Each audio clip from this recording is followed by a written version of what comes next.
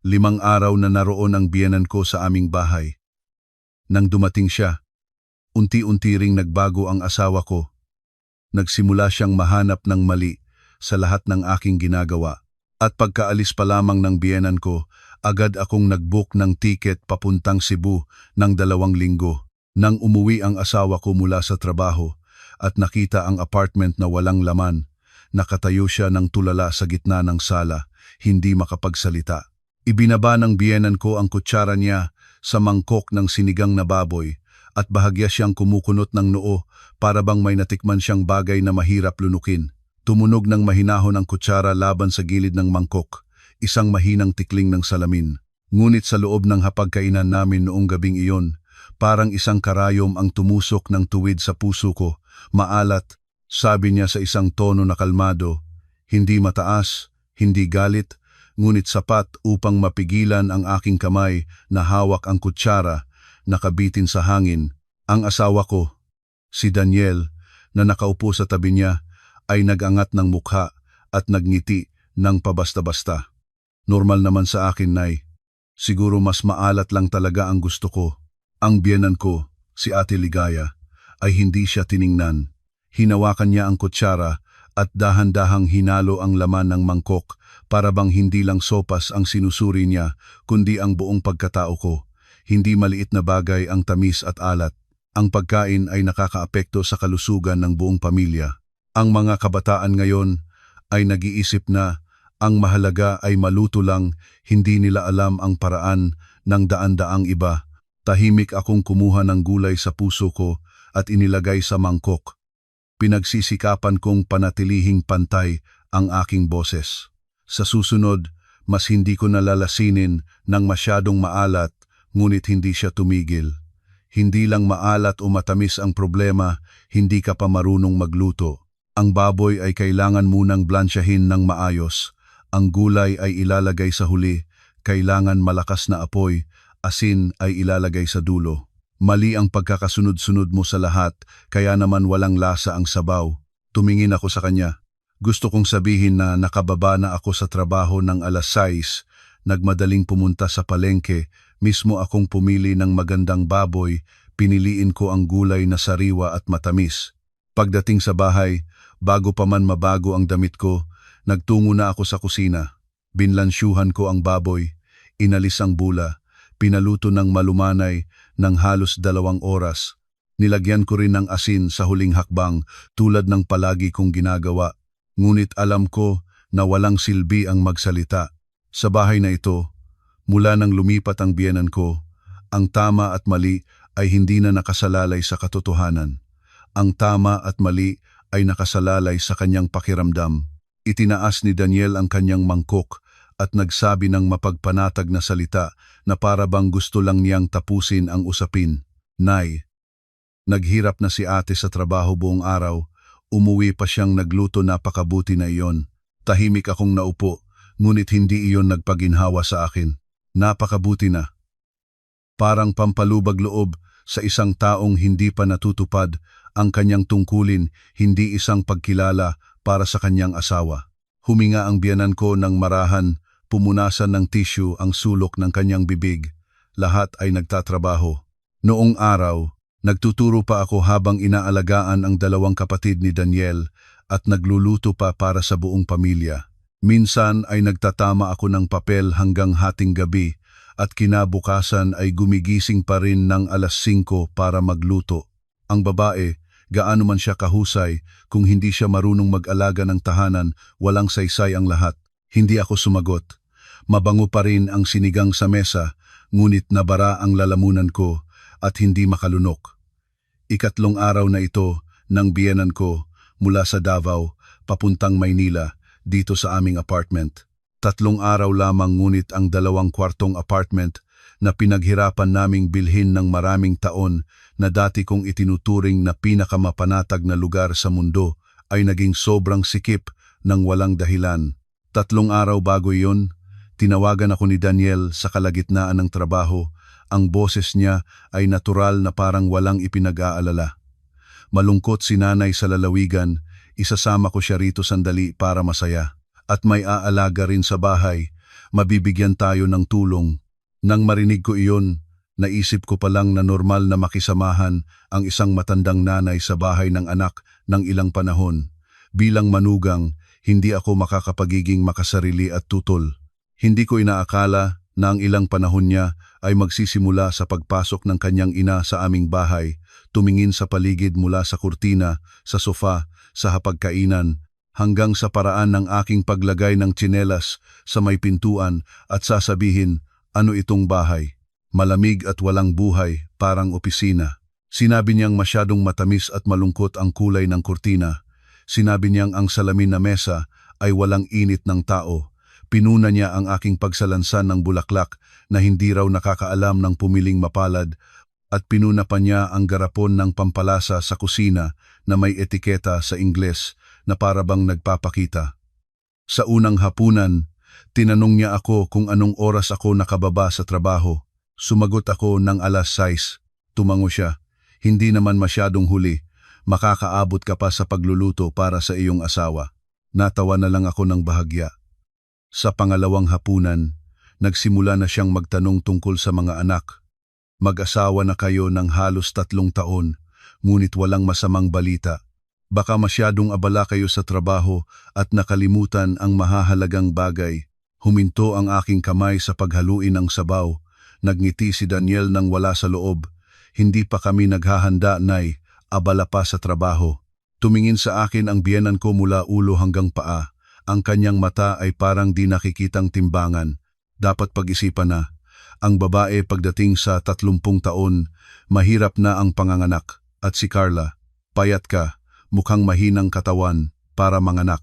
Nagsalita siya na parang nagbibigay ng tapat na payo, ngunit ako lang ang nakakaalam na sa bawat salita ay isang hatol na tuwirang ibinato sa aking katawan at sa aking halaga bilang asawa. Nang gabing iyon, nang naghugas na ako ng pinggan sa kusina, matagal akong nakatayo sa harap ng gripo. Malakas ang agos ng tubig, ngunit hindi pa rin nito natakpan ang mga salitang mukhang mahinang katawan para manganak na paulit-ulit na umuulit sa aking isipan. Pumasok si Daniel sa likod ko. Nagdala ng isang pirasong mansanas na binalatan na. Matanda na si nanay, ganyan ang ugali niya, huwag mo nang isapuso. Lumingon ako sa kanya. Narinig mo ba ang sinabi niya? Naririnig mo at normal lang sa iyo. Nag-alinlangan si Daniel sandali at ibinalik ang mansanas sa aking harapan. Pag-aalaala lamang niya sa atin. Hindi ko kinuha.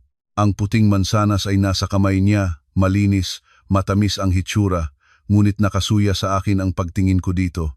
Dahan-dahan akong nagtanong, pag-aalaala sa atin o tinuturuan niya ako kung paano mabuhay ayon sa gusto niya? Kumurot si Daniel. Carla, huwag kang magsalita ng ganyan. Bagong dating pa lang si nanay, hindi ka makakapaghintay ng sandali? Tumingin ako sa kanya at naramdaman kong may lumubog sa aking dibdib. Hintay ulit.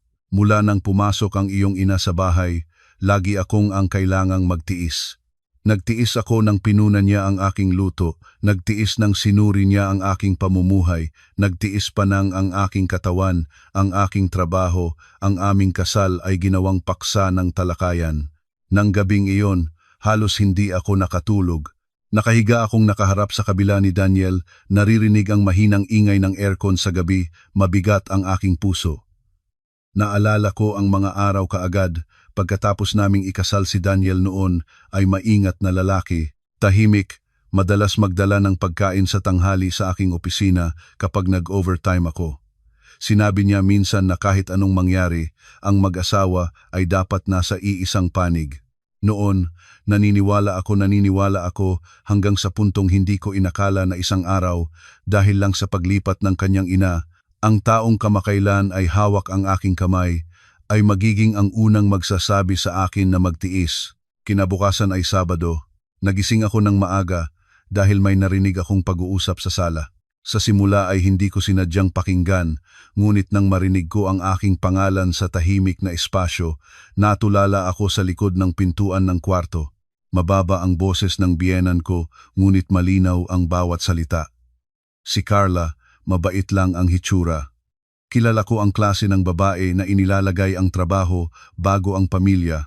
Ang ganyang klase ay mahirap mapayapa ang tahanan, mas mababa ang boses ni Daniel. Marunong naman si Carla, Nay. Marunong ay dapat ilalagay ang puso sa pamilya ng asawa. Totoo akong nagsasalita, kailangan mong iunat siya mula ngayon. Ang babae, lalo mong paligayahin, lalo kang aapakan. Nakatayo akong manhid. Sa labas, pagkatapos ng maikling katahimikan, muling nagsalita si Daniel, paos at pagod ang tinig. Pag-usapan ko siya, lumaig ang aking puso. Mahigpit kong hawak ang hawakan ng pintuan. Kalamig na nanlalansi mula sa dulo ng aking mga daliri hanggang gulugod ko. Kaya pala sa kanyang mga mata, ako ay isang tao na kailangan pang bigyan ng aral. Kaya pala sa bahay na ito, hindi na ako ang kanyang asawa, kundi isang taong kailangan itama ng tamang paraan. Lumayo ako ng isang hakbang at isa pa at naupo ng pababa sa dulo ng kama. Mahina ang liwanag ng umaga sa labas ng bintana, ngunit sa loob ko may isang bagay na kararaming dumilim. Sa unang pagkakataon mula nang lumipat ang biyenan ko, malinaw na malinaw ang isang bagay sa akin. Marahil hindi na ito ang aking bahay. Matagal akong nakaupo sa dulo ng kama hanggang sa nangangalay na ang aking mga paa, ngunit ayaw kong tumayo. Sa sala, ang mga boses ng biyenan ko at ni Daniel ay humupa na. Pinalitan ng ingay ng paghila ng upuan, ng kumakarating na mangkok, ng pagbukas ng takip ng palayok, isang normal na umaga para sa isang normal na pamilya. Alam ko lamang na sa sandaling iyon, may isang bagay sa aking kalooban na nabali. Huminga ako ng malalim, pinagsisikapang panatilihing kalmado ang aking mukha bago nagbihis at lumabas. Nakahanda na ang hapagkainan, lugaw, pritong itlog at atsara. Ang biyenan ko ay nakaupo sa pangunahing upuan. Nang makita akong lumabas, ngumiti siya ng may halaga na kung hindi makakaalam ng nangyari ay mag-aakalang nagmamahal siya sa akin. Gising ka na, mabilis na kumain ng almusal. Nagluto-lutuan ako ng lugaw para sa iyo. Kailangan mag-almusal ang babae para magkaroon ng lakas. Hinila ko ang upuan at umupo. Po, si Daniel ay nakaharap sa akin. Ang kanyang mata ay tumitig sa ibang lugar. Naglagay siya ng isang mangkok ng lugaw sa harap ko. Malambot ang kanyang boses na para bang walang nangyari kagabi at ngayong umaga. Kumain ka na, mainit pa ang lugaw. Tiningnan ko ang mangkok, ang usok na manipis na umaakyat. Nagkuha ng isang piraso ng itlog ang biyenan ko para sa akin. Payat ka pa. Kailangan kumain ng marami. Ganyang katawan mo, paano makakanganak ka? Pinigil ko ang aking kamay sa ilalim ng mesa. Iyan na naman ang paksa. Lagi na itong paksa. Tumingin ako pataas, pinagsisikapang palambot ang aking boses. Malusog naman ako. Nay, huwag na kayong mag-alala. Ngumiti siya, ngunit sa ilalim ng kanyang mga mata ay walang kasiyahan. Paano ako hindi mag-aalala? Mag-asawa na kayo ng halos 3 taon dito sa amin, pagkakasal mo ay agad nilang pinag-iisipan ang bata. Ngunit kung abalang-abala sa trabaho, abalang-abala sa pera, at gusto na ay hindi na makanganak, mahirap na, agad na namagitan si Daniel. Nay, iyan naman ay unti-unti. Kailan itutuloy ang unti-unti? Lumingon siya sa kanyang anak. Nagtatrabaho ka buong araw. Hindi mo alam kung gaano kahirap ang babae pagdating na sa gulang ng panganganak. Totoo ang sinasabi ko, si Carla ay dapat magpahinga sandali sa trabaho, alagaan ng sarili. Kayang mabuhay ng isang kumikita ang tahanan na ito. Bakit lagi pang hahabulin ng babae ang trabaho? Kailan magiging maayos ang pamilya? Naramdaman kong lumamig ang dulo ng aking mga daliri. Umalis sa trabaho, sabi niya iyon nang parang walang nangyari. Para bang ang 6 na taon ng aking karera ay isang dekorasyon lamang. Kung gusto mong itapon, itapon mo na. Ibinaba ko ang kutsara. Maayos ang trabaho ko. At sa ngayon, wala kaming plano sa mga anak. Lumabo ang mukha niya. Plano ng sino? Natigil ang hangin sa ibabaw ng hapagkainan. Tumingin akong tuwid sa kanya. Plano ng aming dalawa. Nagtawa ng mapait ang biyenan ko. Kung talagang iyon ay ikinakaisa ng dalawa, hindi na ako magsasalita. Natatakot lang ako na may ilan na dahil sa pagkamakasarili. Gusto na magmukhang maganda. Gusto lumayo sa lipunan. kaya inaakit ang aking anak sa pagdurusa. Kumurot si Daniel. Nay, tama na. Tama na, anong ibig sabihin? Mali ba ang sinabi ko? Lumingon siya sa akin, bumababa ang kanyang boses ngunit mas matalim. Carla, totoo ang sinasabi ko para maitama mo. Ang manugang ay dapat maalam kung ano ang pangunahing tungkulin at kung ano ang pangalawa. Kahit gaano kahusay ang trabaho ay hindi makapagsisilang para sa pamilya ng asawa. Narinig ko ng malinaw ang tibok ng aking puso sa aking dibdib. Kung dati, marahil ay nilunok ko na ito tulad ng lahat ng iba pa. Ngunit ngayong umaga, pagkatapos marinig ang pag-uusap sa sala, biglang wala na akong pagnanais pang magtiis. Tumingin ako sa kanya. Dahan-dahang nagsalita. Nay, nagtatrabaho ako hindi upang pabayaan ang pamilya.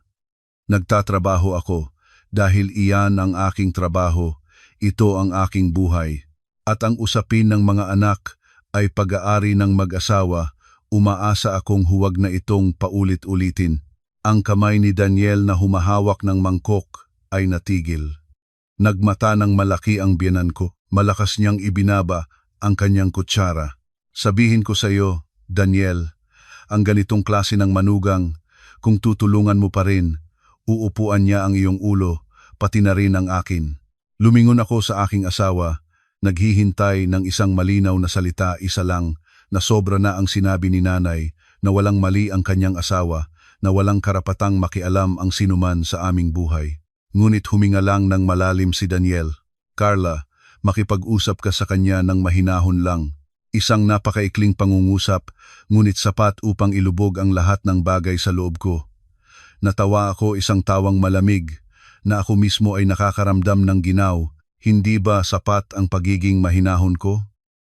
Tumingin sa akin si Daniel, nagsimulang dumikit ang sama ng loob sa kanyang boses. Alam mo naman ang ugali ni nanay. Matanda na siya at tuwirang nagsasalita, paano ka masisamahan ng isang salita? Tumayo akong biglaan, pareho silang natulala. Tumingin ako kay Daniel, naramdaman kong nag-aapoy ang lalamunan ko. Sa bawat pagtiis ko, nawawala ang kaunting paggalang ko sa aking sarili. Hindi mo nakikita ngunit nakikita ko. Pagkasabi nito, lumingon ako at nagpatuloy sa kwarto, isinara ang pinto. Sa labas, narinig ko pa rin ang biyenan ko, binabaan ang boses ng puno ng sama ng loob. Nakita mo ba? Sinabi ko ba na mali? Hayagan na siyang nagpapakyaw. At si Daniel naman ay tahimik sa pagkakataong ito, ay hindi siya nagsalita.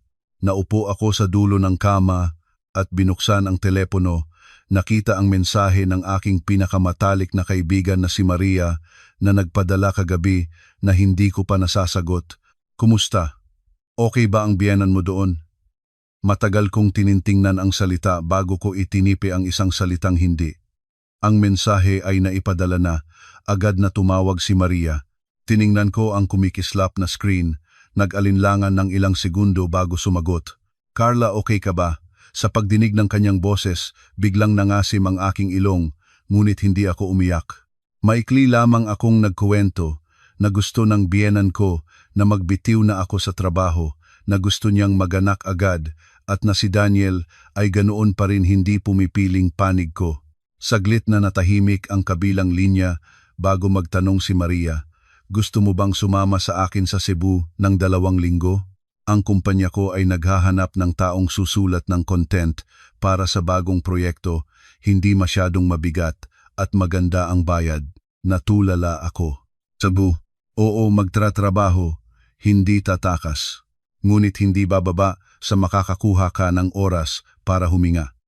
Tahimik akong naupo, mabilis ang tibok ng puso. Sa labas ng pintuan ng kwarto, ang boses ng biyenan ko ay pantay na pumasok.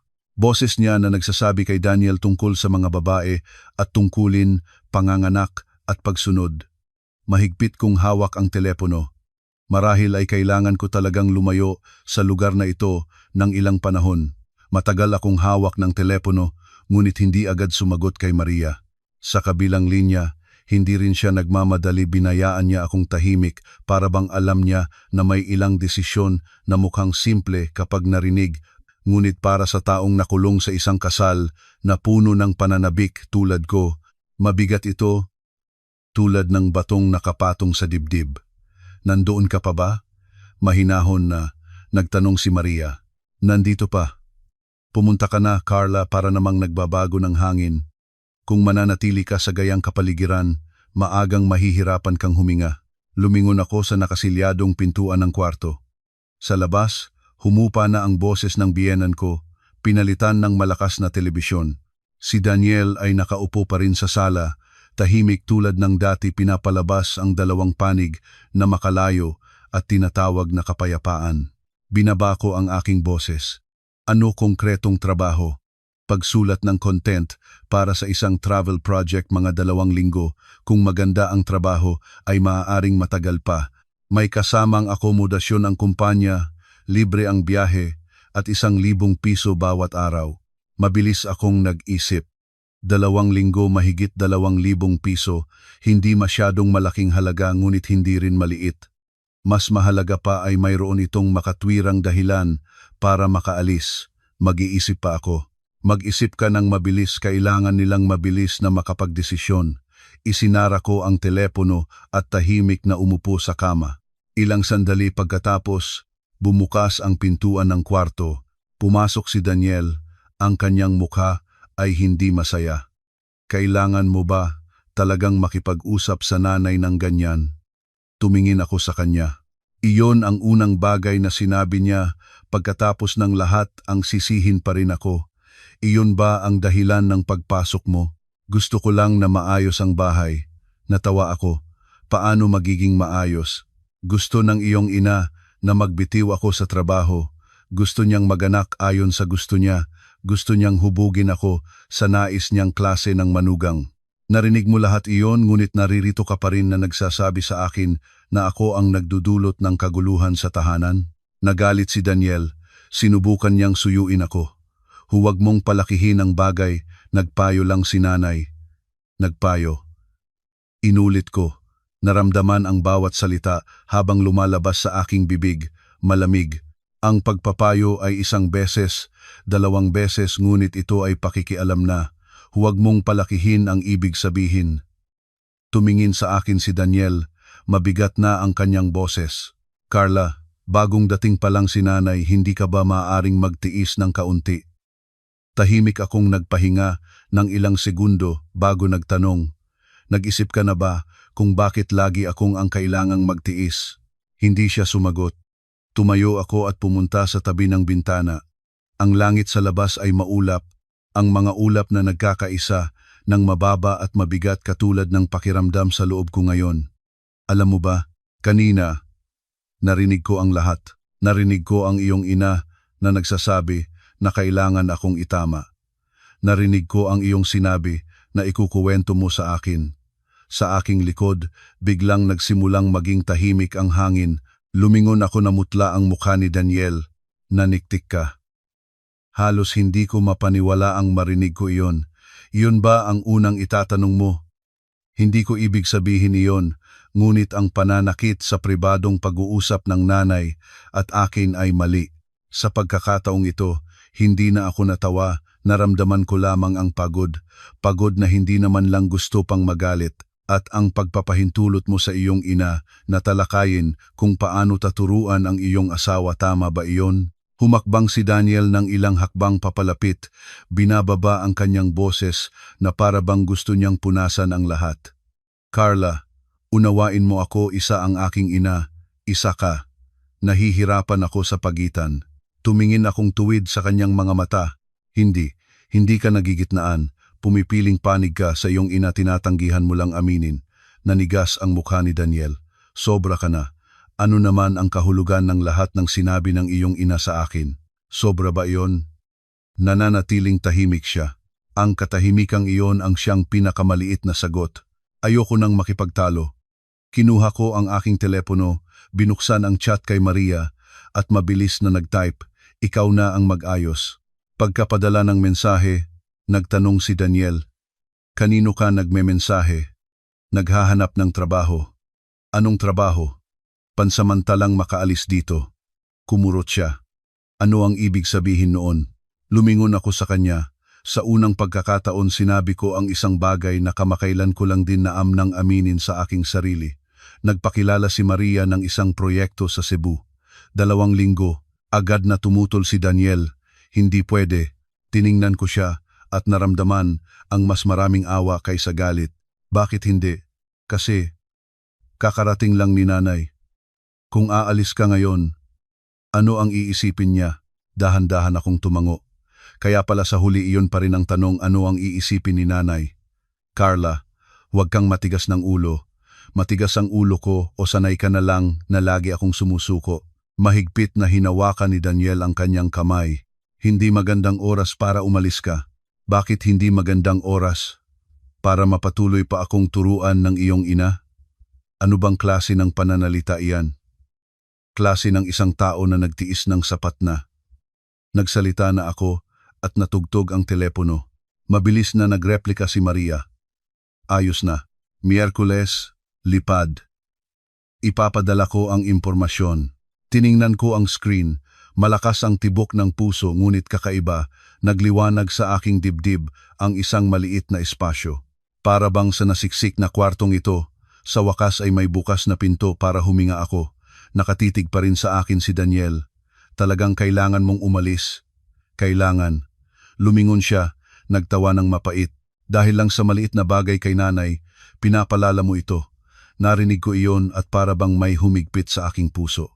Maliit na bagay lamang kaya pala ang lahat ng sakit, ang lahat ng pagkakataong insultuhin, ang lahat ng pagpilit na magtiis sa kanyang mga mata, maliit na bagay lamang ito. Huminga ako ng malalim. Oo, kung tingin mo na maliit na bagay lang ang lahat, lalo akong dapat umalis. Hindi na nagsalita pa si Daniel, tumayo siya ng ilang segundo at lumabas.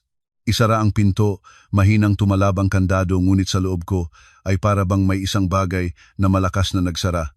Naupo ako sa kama, binuksan ang mensahe na ipinadala ni Maria pagkatapos. Tiket sa umaga ng Miyerkules, 3 gabi ang akomodasyong babayaran ng kumpanya. Pagkatapos noon ay maaring mayroon silang pangmatagalang apartment. Malinaw ang mga salita, mas malinaw kaysa sa lahat ng aking pinagsisikapang paniwalaan sa kasal na ito sa loob ng 3 taon. Sa unang pagkakataon pagkatapos ng maraming araw, naramdaman kong gusto kong huminga ng malalim. Marahil hindi ko lang gusto ang isang opisyal na lakbay, marahil nagsisimula na akong gustong umalis sa isang lugar na hindi ko tunay na kinabibilangan. Pagkatapos ng pag-uusap na iyon, ang kapaligiran sa aming bahay ay naging kakaiba. Ang bawat paglabas ko sa kwarto ay parang pumapasok na ako sa bahay na hindi sa akin. Hindi na binanggit ng biyenan ko ng direkta ang pagbibitiw o panganganak sa harapan ko, ngunit nagbago ang kanyang paraan ng pagtingin sa akin. Hindi na ito simpleng pagsuri, parang isang malamig na pag-iingat. Para bang napagtanto niya na hindi na ako kasing bait ng ilang unang araw. Sa hapon ng iyon, habang ina-adjust ko ang plano ng trabaho para ibigay sa katrabaho, bumukas ang pinto ng kwarto. Pumasok ang biyenan ko, hawak ang isang pinggan ng balat na bayabas. Kumain ka na para hindi ka maginit. Tumingin ako pataas. Salamat po, Nay. Inilagay niya ang pinggan ng bayabas sa mesa, hindi agad umupo kundi nakatayo at tumingin sa akin ng ilang segundo. Sinabi ni Daniel na aalis ka sa Cebu para sa trabaho. Oo po. Gaano katagal? Mga 2 linggo po. Bahagya siyang umalo at hinila ang upuan para umupo. Alam ko na hindi lamang siya pumasok para sa ilang tanong na iyon. Ito na. Totoo akong nagsasalita. Huwag kang magalit. Ang bahay ay ganito na ang kalagayan. Hindi magandang umalis ng matagal. Tinignan ko pa rin ang screen ng computer. Natanggap na ang trabaho ko. Mahirap baguhin, Nay. Mahirap man, kailangan mong malinaw na mag-isip. Ang babae na may asawa ay kailangan muna ang pamilya. Kung ganyan ang pag-alis mo, sino ang aking maaasahan? Paano ang pagkain ni Daniel? Nang marinig ko iyon, lumingon ako at tumingin sa kanya. Nandito kayo ni Nay para magpahinga, hindi para ako palitan sa pag-aalaga ng asawa. Nagbago ang kanyang mukha agad. Ibig sabihin mo, nakakaabala kami ng 2 bata.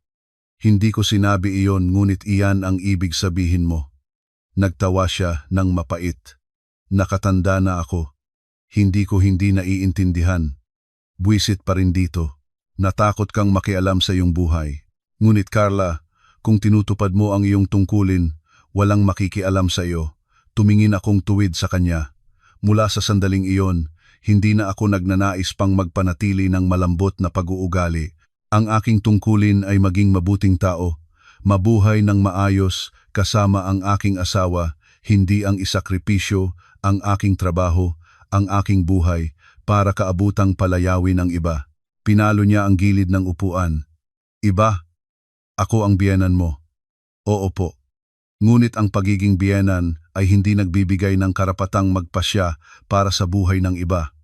Natahimik ang kwarto. Naririnig ko ang ingay ng electric fan sa kisame. Namula ang mukha ng biyenan ko sa galit. Magaling ka na talaga. Kumikita ng kaunti sa trabaho, bukas na ang isipan, at hamakin na ang pamilya ng asawa. Tumayo ako. Hindi ko kailanman hinamak ang sinuman. Ang hinahamak ako mula simula hanggang ngayon ay ikaw. Tumayo rin siya agad. Sabihin mo ulit iyon. Sinabi ko na hindi kayo nararamdamang gumagalang sa akin. Sa labas ng pintuan, may ingay ng mabilis na yapak. Dumating si Daniel nang eksakto nang ang kapaligiran sa kwarto ay parang malapit ng sumabog. Ano ang nangyayari? Mabilis na lumingon ang biyenan ko sa kanyang anak, malakas ang kanyang tinig. Tingnan mo kung paano nakikipag-usap ang asawa mo sa akin. Sinabi niyang walang karapatan ako. Sinabi niyang hindi ako gumagalang sa kanya. Tumingin si Daniel sa akin at pagkatapos sa kanyang ina, naghintay na naman ako. Sa bawat pagkakataon, naghihintay pa rin ako ng isang bagay mula sa kanya. At sa bawat pagkakataon, nalalaman ko na mali ang aking hinihintay na tao. Carla, humingi ka ng paumanhin kay nanay. Para bang narinig ko ng mali. Sinabihan mo akong humingi ng paumanhin. Masama ang iyong pananalita. Mahigpit akong nagkagat ng labi hanggang sa maramdaman ko ang bahagyang kapaitan sa dulo ng aking dila. Itinanong mo ba kung bakit ko sinabi iyon? Ano man ang dahilan, hindi ka pwedeng makipag-usap ng ganyan kay nanay. Nakatayo ang biyenan ko sa kailalim ng hindi nagsasalita pa, ngunit ang kanyang mga mata ay puno ng tagumpay. Sa sandaling iyon, naunawaan ko ang aking lugar sa bahay na ito. Hindi ako kamag-anak. Ako ay isang taong kailangang mag-amot, magtiis, lumayo, at humingi ng paumanhin kahit itinulak na ako sa dingding. Tumingin ako kay Daniel nang matagal at tumango. Sige, marahil ang aking kalmado ang nagpahinto sa kanya. Ngunit humakbang na ako sa kabinet, kinuha ang maleta at inilabas ito. Naputol ang biyenan ko. Ano ang ginagawa mo? Nagpapak. Sinagot ko ng malinaw dahil napagtanto ko. Kung mananatili ako dito ng ilang araw pa, hindi ko na makikilala ang aking sarili. Hinawakan ni Daniel ang aking pulso. Huwag kang gumagawa ng maling bagay. Inalis ko ang aking kamay. Hindi ako gumagawa ng maling bagay, natapos na akong magtiis. Mantigas niya ang panga. Talagang aalis ka. Papasok sa trabaho. Alam mo na iyon, ngunit hindi naman kailangan mag-pack ng maleta ngayon pa. Kailangan. Dahil mula sa sandaling ito, hindi ko na naniniwala na hanggang araw ng pag-alis ko, maaaring mapayapa pa rin akong mananatili sa bahay na ito. Nagpapak ako ng damit sa maleta. Bawat galaw ay dahan-dahan, maayos. Nakatayo ang biyenan ko ng ilang segundo bago lumabas. Habang lumalakad ay nagsasalita ng malakas na sapat para marinig ng buong apartment. Tingnan mo ang klase ng babae na kapag hindi gusto ay magtatakbo na lang para saan pa itago iyon. Ang salitang iyon ay pumasok ng tuwid sa aking tainga tulad ng malamig na kutsilyo. Ngunit sa pagkakataong ito kaysa masaktan, mas napaliwanagan ang aking isipan. Nang gabing iyon, hindi ako kumain. Sinakandado ko ang pintuan ng kwarto, naupo sa sahig sa gitna ng mga damit at bukas na maleta. Tahimik na inilipat ang bawat gamit ko sa isang panig. Nag-vibrate ang telepono mensahe ni Maria. Okay ka ba? Matagal kong tiningnan ito bago sumagot. Okay ako. Ngunit pakiramdam ko kailangan ko pang maghanda para sa mas maraming bagay kaysa isang opisyal na biyahe. Nagliwanag muli ang screen. Kung kailangan pumunta ka rito at ayusin mo muna, huwag mag-urong ng maaga. Naatasan ko ang likuran ko sa dulo ng kama. Ipinatingkayad ko ang aking mga mata. Sa sala, ang telebisyon ay tumatahol pa rin ng pantay.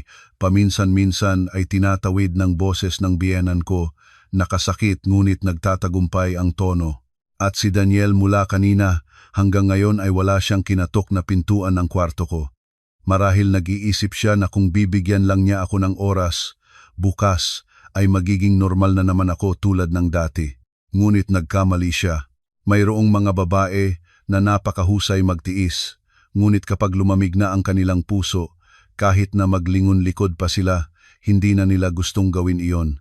Kinabukasan, nagising ako ng maaga, halos hindi natulog buong gabi, ngunit kakaiba, ang aking isipan ay mas maliwanag kaysa dati. Kapag tumigil na ang isang tao na umasa sa pag-unawa ng iba, mababa na ang kirot ng paghihintay.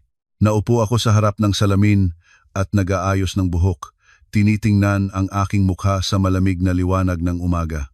Medyo namaga ang mga mata, namumutla ang mga labi, ngunit kakaiba ang aking tingin, hindi na tulad ng pagkalito ng mga unang araw ng pagdating ng biyenan ko, at wala na rin ang pag-iigting na sinisisubukan pang itago ang lahat para huwag masira. Sa loob ko ngayon ay isang napakalinawin damdamin lamang kailangan umalis. Hinila ko ang maleta mula sa sulok ng kwarto, muling binuksan para suriin ang mga gamit-damit, charger ng telepono, laptop, mga papeles, ilang gamit sa pagpapaganda, isang maliit na notebook na lagi ko namang dinadala sa bawat mahalabang biyahe. Hindi marami ang gamit, ngunit ang bawat inilagay ko sa maleta ay nagbibigay sa akin ng pakiramdam na tahimik akong nire-recollect ang aking sarili matapos ang maraming araw na pagkabago. Nang bukas ko ang pintuan at lumabas, nakaupo na ang biyenan ko sa hapagkainan. Sa harapan niya ay isang baso ng mainit na tsaa, at si Daniel ay nakaupo at nagtatignan sa telepono, pagod ang mukha dahil sa kulang na tulog. Pareho silang tiningnan ang maleta sa aking kamay. Ang biyenan ko ay nagsalita muna. Tunay na aalis. Inilagay ko ang maleta sa dingding at hinila ang upuan para maupo. Opo. Nginunuso niya. Matapang talaga. Ang bahay ay maayos na maayos. Dahil lang sa ilang salita ay iiwan ng 2 linggo. Tiningnan ko ang mangkok sa harapan ko. Ayaw na makipagtalo sa umaga pang ito. Papasok ako dahil sa trabaho. Anong trabahong mas mahalaga sa pamilya? Sa pagkakataong ito, tumingin ako pataas at tumingin ng tuwid sa kanya. Kung talagang tirahan ang pamilya, walang trabahong mas mahalaga kaysa doon. Ngunit kung ang pamilya ang nagpapanat ng tao, minsan ang trabaho ang lugar para huminga. Biglang nagbago ang kanyang mukha. Sino ang nagpapanat sa iyo? Agad na namagitan si Daniel. Nay, tama na. At pagkatapos ay lumingon sa akin, binaba ang kanyang boses. Carla, ganyan ba talaga ang paraan ng iyong pagsasalita? Inilagay ko ang aking kutsara. Paano ang paraan na gusto mo? Tahimik lang ako para mapagalitan pa o humingi ng paumanhin sa pag-abala kay nanay ko. Hindi sumagot si Daniel. Ang paraan ng pag-iwas niya sa aking mga tanong ngayon ay pamilyar na. Huminging buntong hininga ang biyenan ko. Anak ng aking anak ay talagang malas kung napangasawa ang ganitong matigas na babae. Naririnig ko iyon, ngunit hindi na ako nagagalit tulad ng dati. Marahil dahil may desisyon na sa aking loob, ang mga pananalitang iyon ay hindi na sapat para guluhin ako. Dahan-dahan akong lumingon kay Daniel at nagtanong, mayroon ka bang gustong sabihin?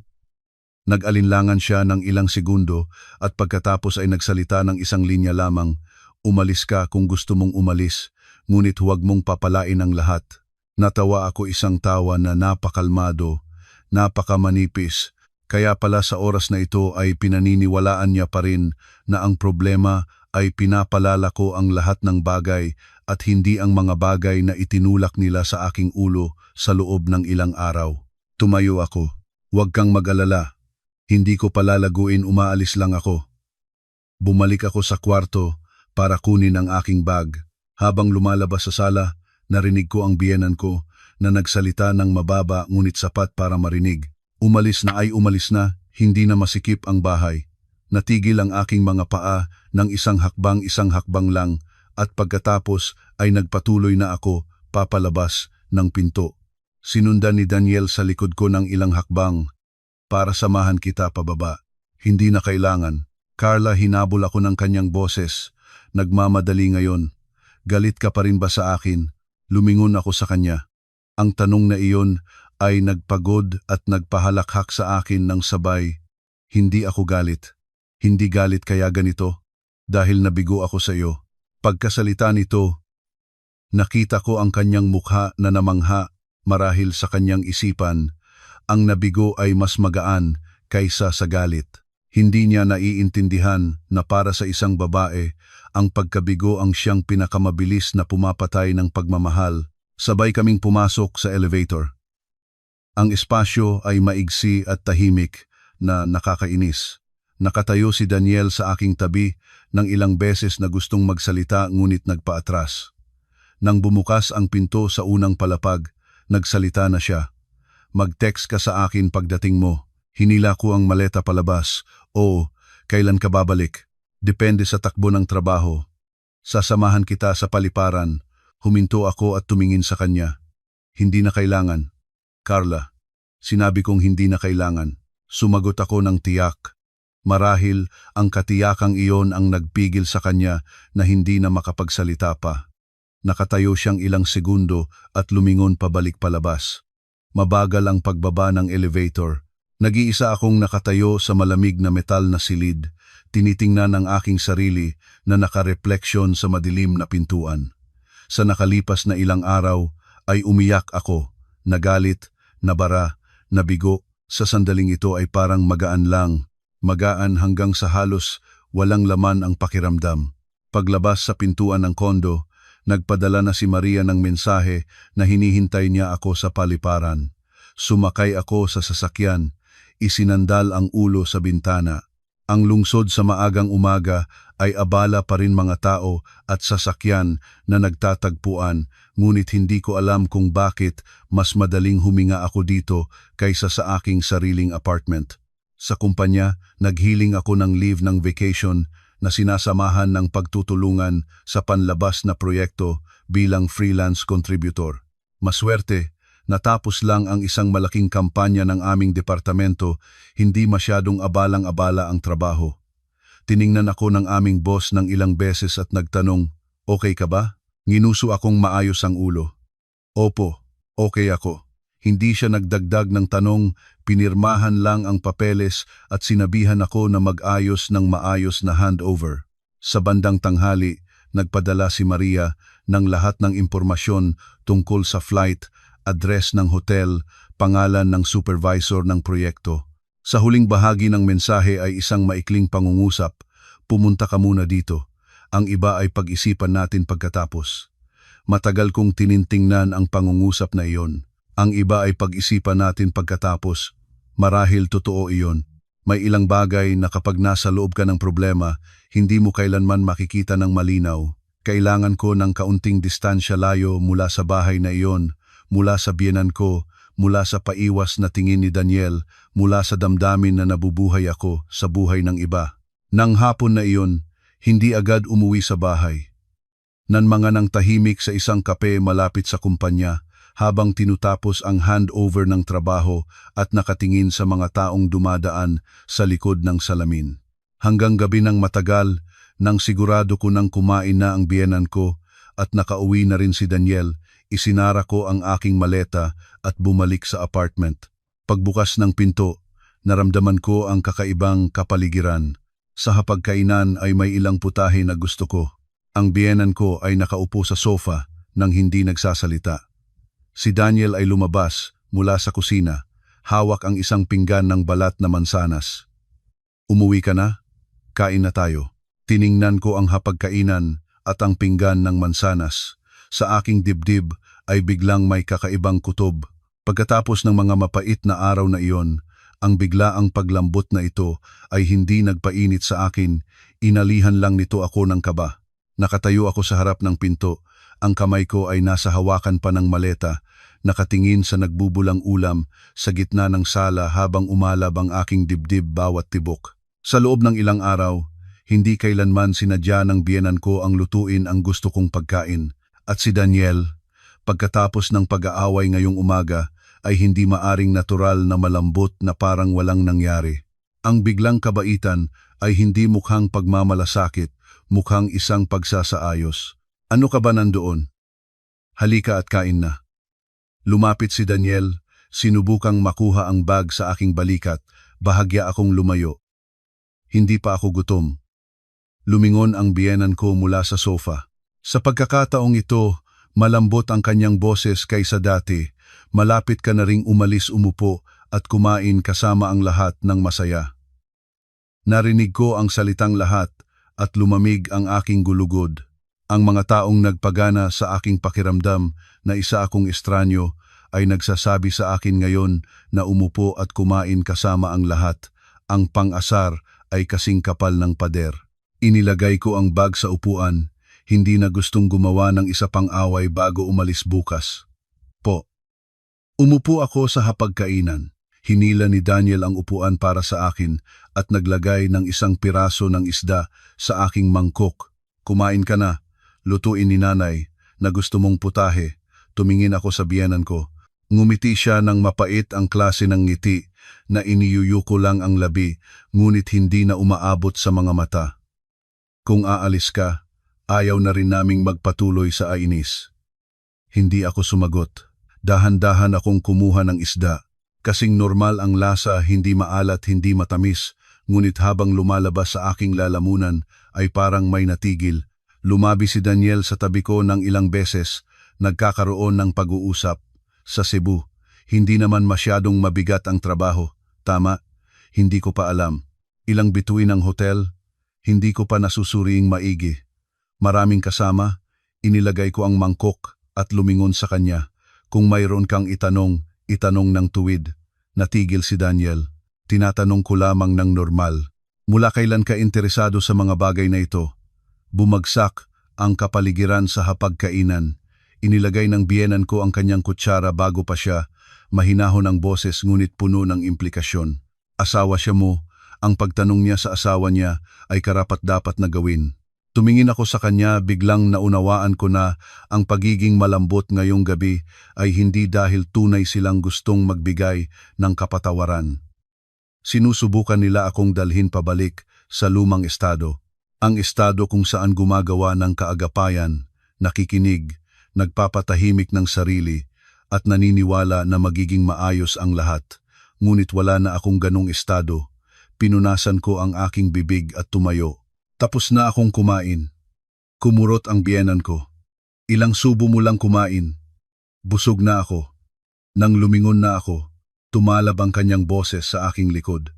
Mahinahon at matalim, tulad ng manipis na kutsilyo. Carla, totoo bang papasok ka sa trabaho o nagagalit ka at tumatakbo? Natigil ang aking paa, dahan-dahan akong lumingon.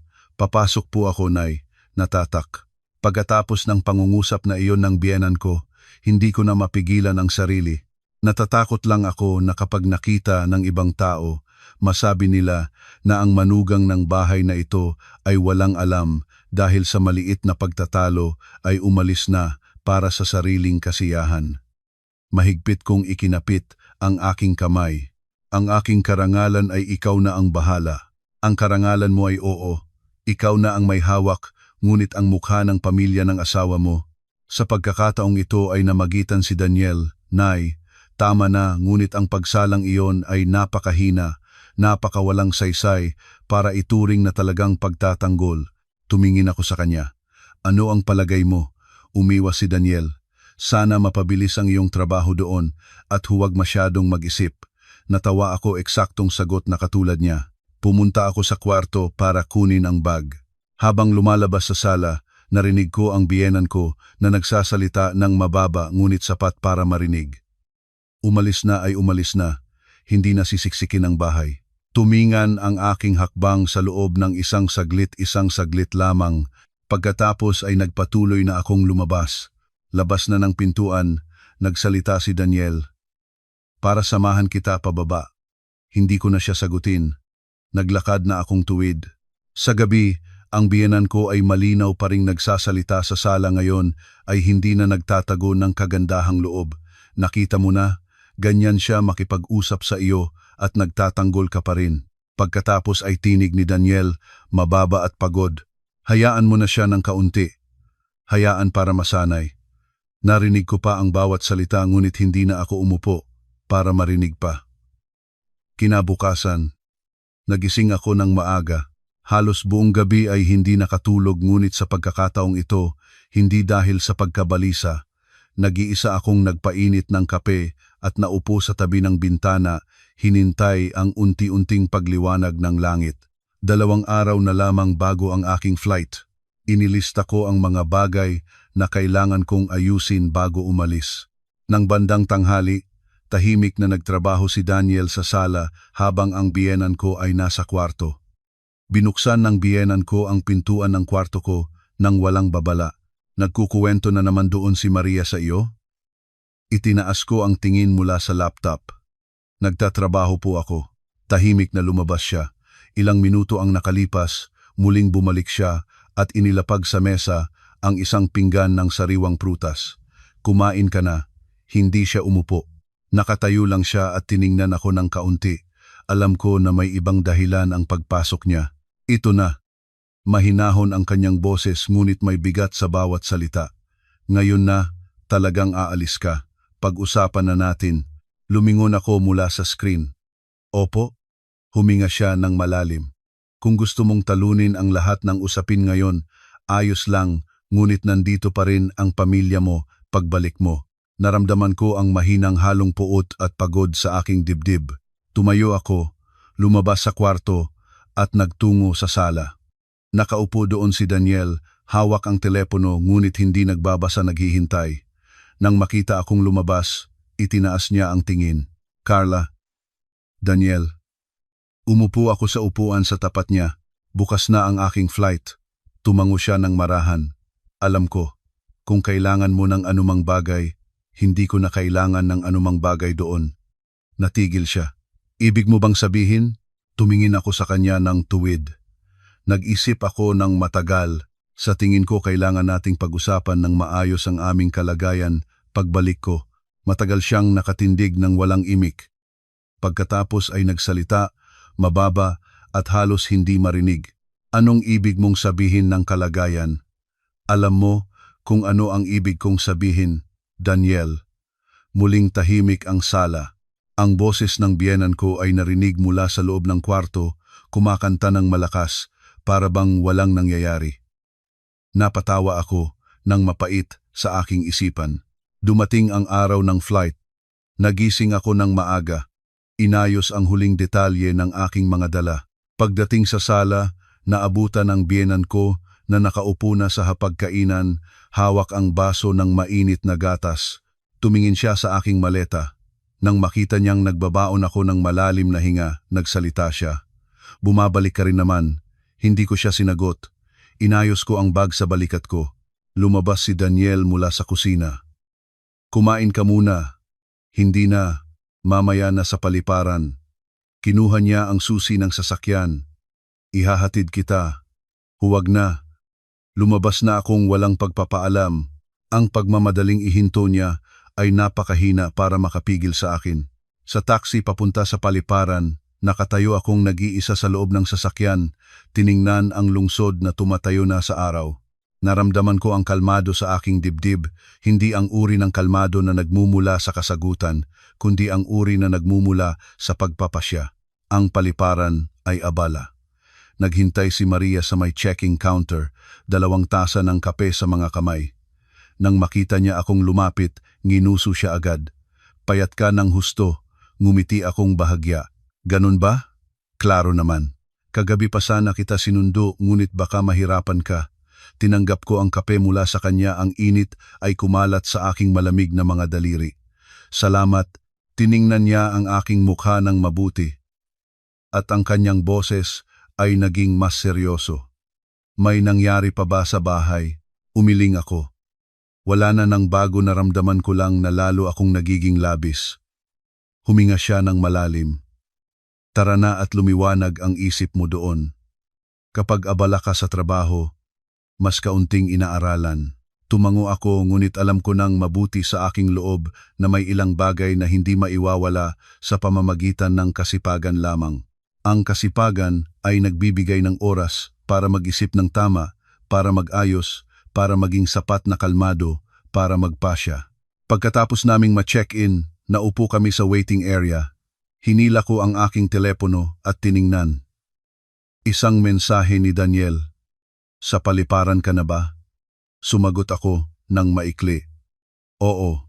Ilang sandali ang lumipas at muling nagpadala siya. Mag-ingat ka. Sana maaga kang makauwi pagkatapos ng trabaho. Matagal kong tinintingnan ang mga salitang iyon. Maaga kang makauwi.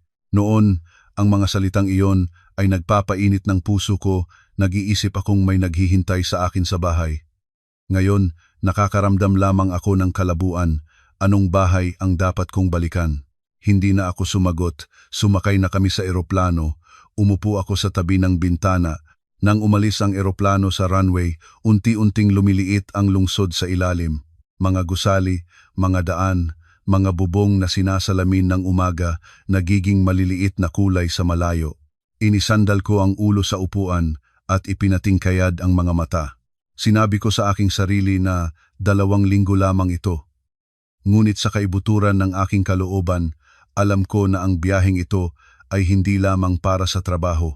Ito ang unang pagkakataon para makita ng malinaw kung nasaan na ang aming kasal, at marahil ito rin ang unang hakbang bago ko mapagpasyahan kung magpapatuloy pa o liliko sa ibang daan. Nang tumawid sa paliparan ng Cebu, sinalubong kami ng init at halimuyak ng dagat na halong ulap. Hinila ko ang maleta sa tabi ni Maria, nakikinig sa kanyang mabilis na pag-uusap tungkol sa proyekto, kliyente at schedule, ngunit ang aking isipan ay naliligaw pa sa ulap na aming nilisan.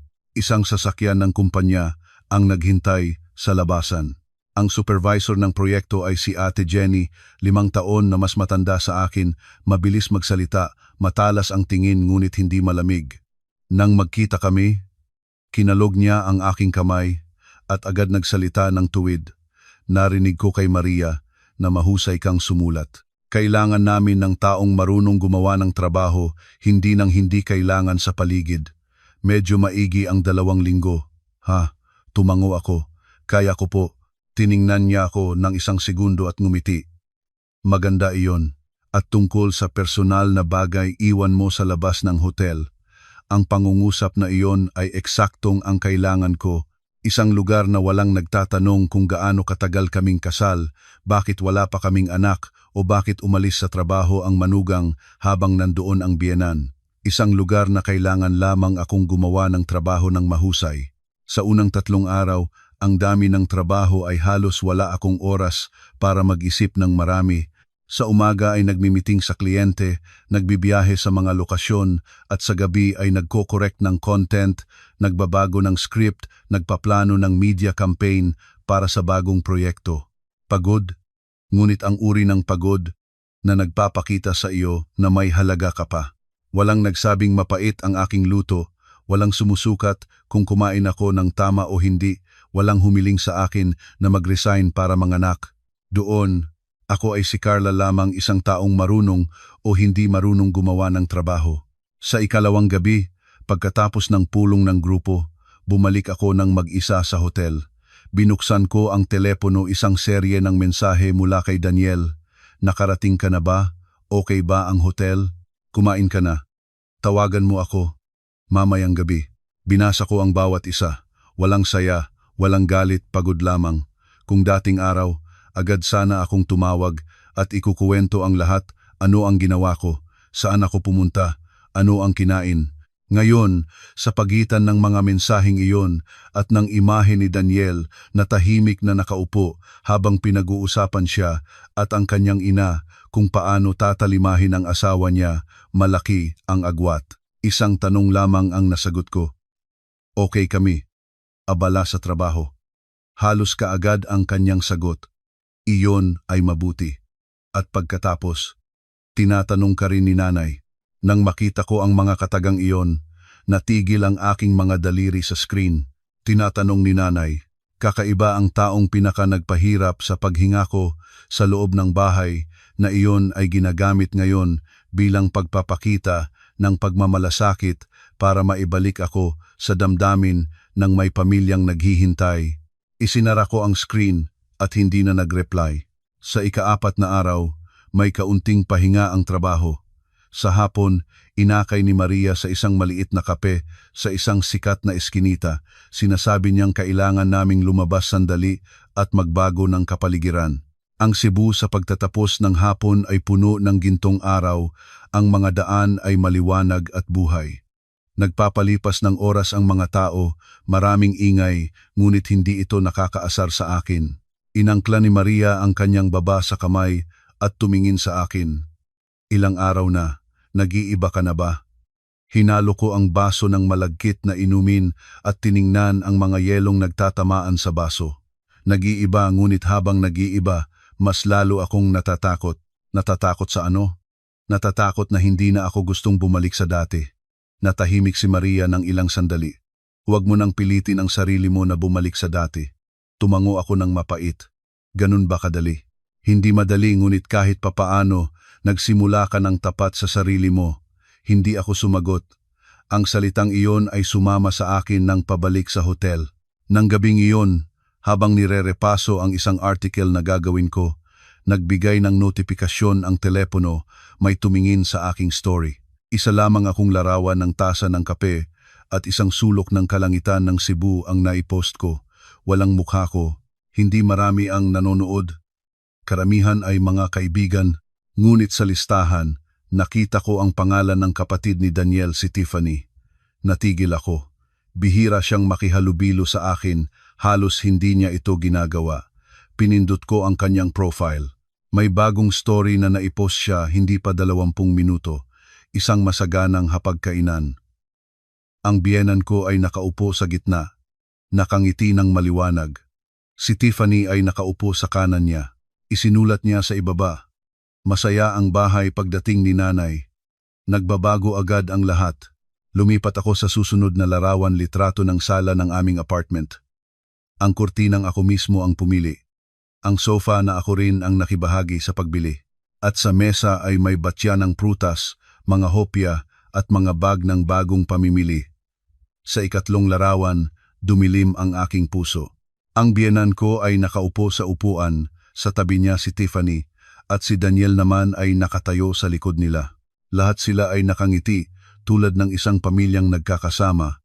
Sa sulok ng larawan, nakasandal sa dingding ang isang maliit na rosas na maleta. Matagal kong tinintingnan ang larawan. Si Tiffany ay naroroon na pala. Wala silang sinabi sa akin kahit isang salita. Agad akong nagbukas ng chat kay Daniel. Naroroon na si Tiffany sa aming bahay. Halos 10 minuto ang lumipas bago siya sumagot. Oo, dumating siya ngayon. Naghahanap ng trabaho dito, mananatili muna ng ilang araw. Binabasa ko at binabasa pa ang mensahe, naramdaman kong lumamig ang aking mga daliri. Ilang araw pala ito. Anong kwarto? Sino ang nagpasya?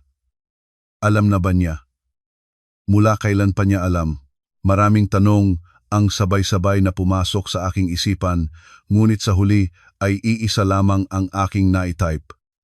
Bakit hindi mo sinabi sa akin? Sa pagkakataong ito, mas mabilis siyang sumagot. Plano ko sanang sabihin mamaya, naisip ko ngang abala ka pa. Natawa ako ng malakas sa loob ng walang tao sa kwarto ng hotel. Maingay ang tawa, kakaiba pati sa akin. Para sa kanya, ganoon ang pagpapabatid, katulad ng pagpapabatid niya nang pumunta ang kanyang ina, tulad ng kanyang pangako na makikipag-usap sa kanyang ina pagkatapos ng aking pag-alis, tulad ng lahat ng desisyon sa aming tahanan na ginagawa ng una at ako ang huling nakakaalam. Nag-vibrate muli ang telepono. Carla, sandali lang iyon, huwag nang mag-isip ng labis. Tumayo ako at pumunta sa balkonahe ng hotel. Ang lungsod sa ilalim ay nagliliwanag pa rin, ang mga ilaw ay nag-aapaw, ang hangin sa gabi ay mainit at mabigat, dala ang amoy ng aspalto at karagatan. Nakapatong ang aking mga kamay sa barandilya, Biglang naalala ko ang araw na dumating ang biyenan ko sa aming bahay, huminto sa gitna ng sala, tumingin sa paligid at sinabi, "Anong bahay ito?" Malamig na parang kuwartelyo. Noon ay nakaramdam ako lamang ng tampo. Ngayon, nang pag-isipan ko ulit, naunawaan ko na marahil sa kanyang mga mata, hindi iyon kailanman ang aking bahay. Ito ay isang lugar lamang na balak niyang pumasok at ayusin ayon sa gusto niya. Bumalik ako sa loob, naupo sa dulo ng kama, nag-vibrate muli ang telepono. Si Maria ito, "May oras ka ba mamayang gabi? Kumain tayo." Nagreplika ako, "Oo, ngunit may gusto akong sabihin." Mabilis ang kanyang sagot, "Mas magaling iyon. Labas na tayo." Kinabukasan, sumabak na naman agad sa trabaho para mapigil ang aking isipan na bumalik sa apartment sa Maynila.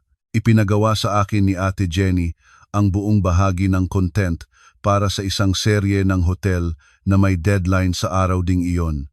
Mula umaga hanggang hapon ay nanatili akong nakaupo sa harap ng laptop, umangat lang ng mangdala ng kape ang isang empleyado, pagod ngunit hindi walang laman.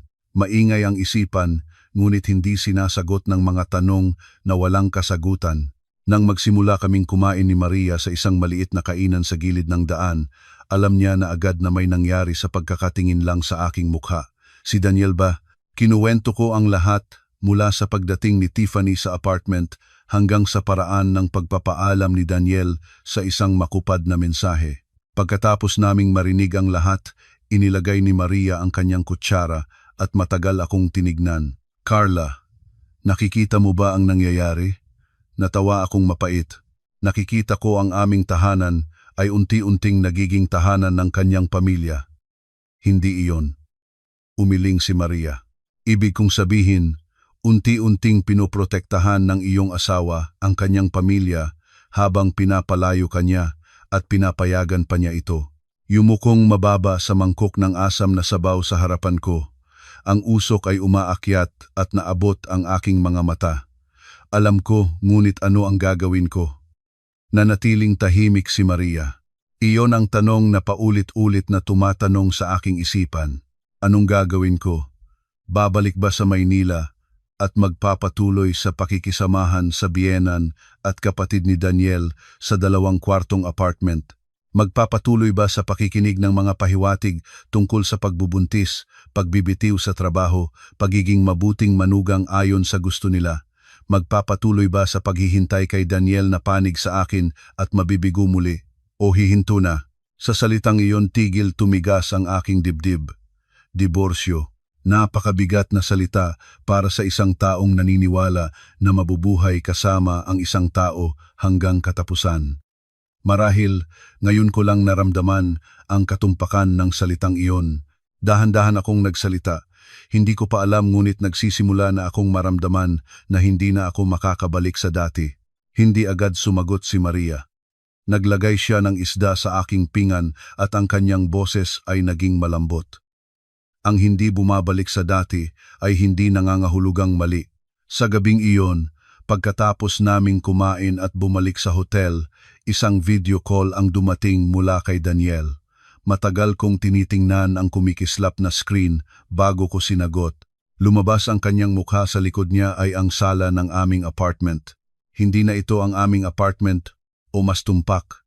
Iyon ang lugar na noon ay naniniwala akong sarili ko. "Ano ang ginagawa mo?" Kakagaling ko. Nakatitig si Daniel sa screen ng matagal. "Payat ka na." Hindi ako sumagot. Nag-alinlangan siya sandali bago nagsalita. "Mainit ang pakiramdam kay Tiffany rito. Paunahin mo ako." Bahagya akong natawa. "Huwag kang ganyan, Carla." Paano ko dapat sasabihin?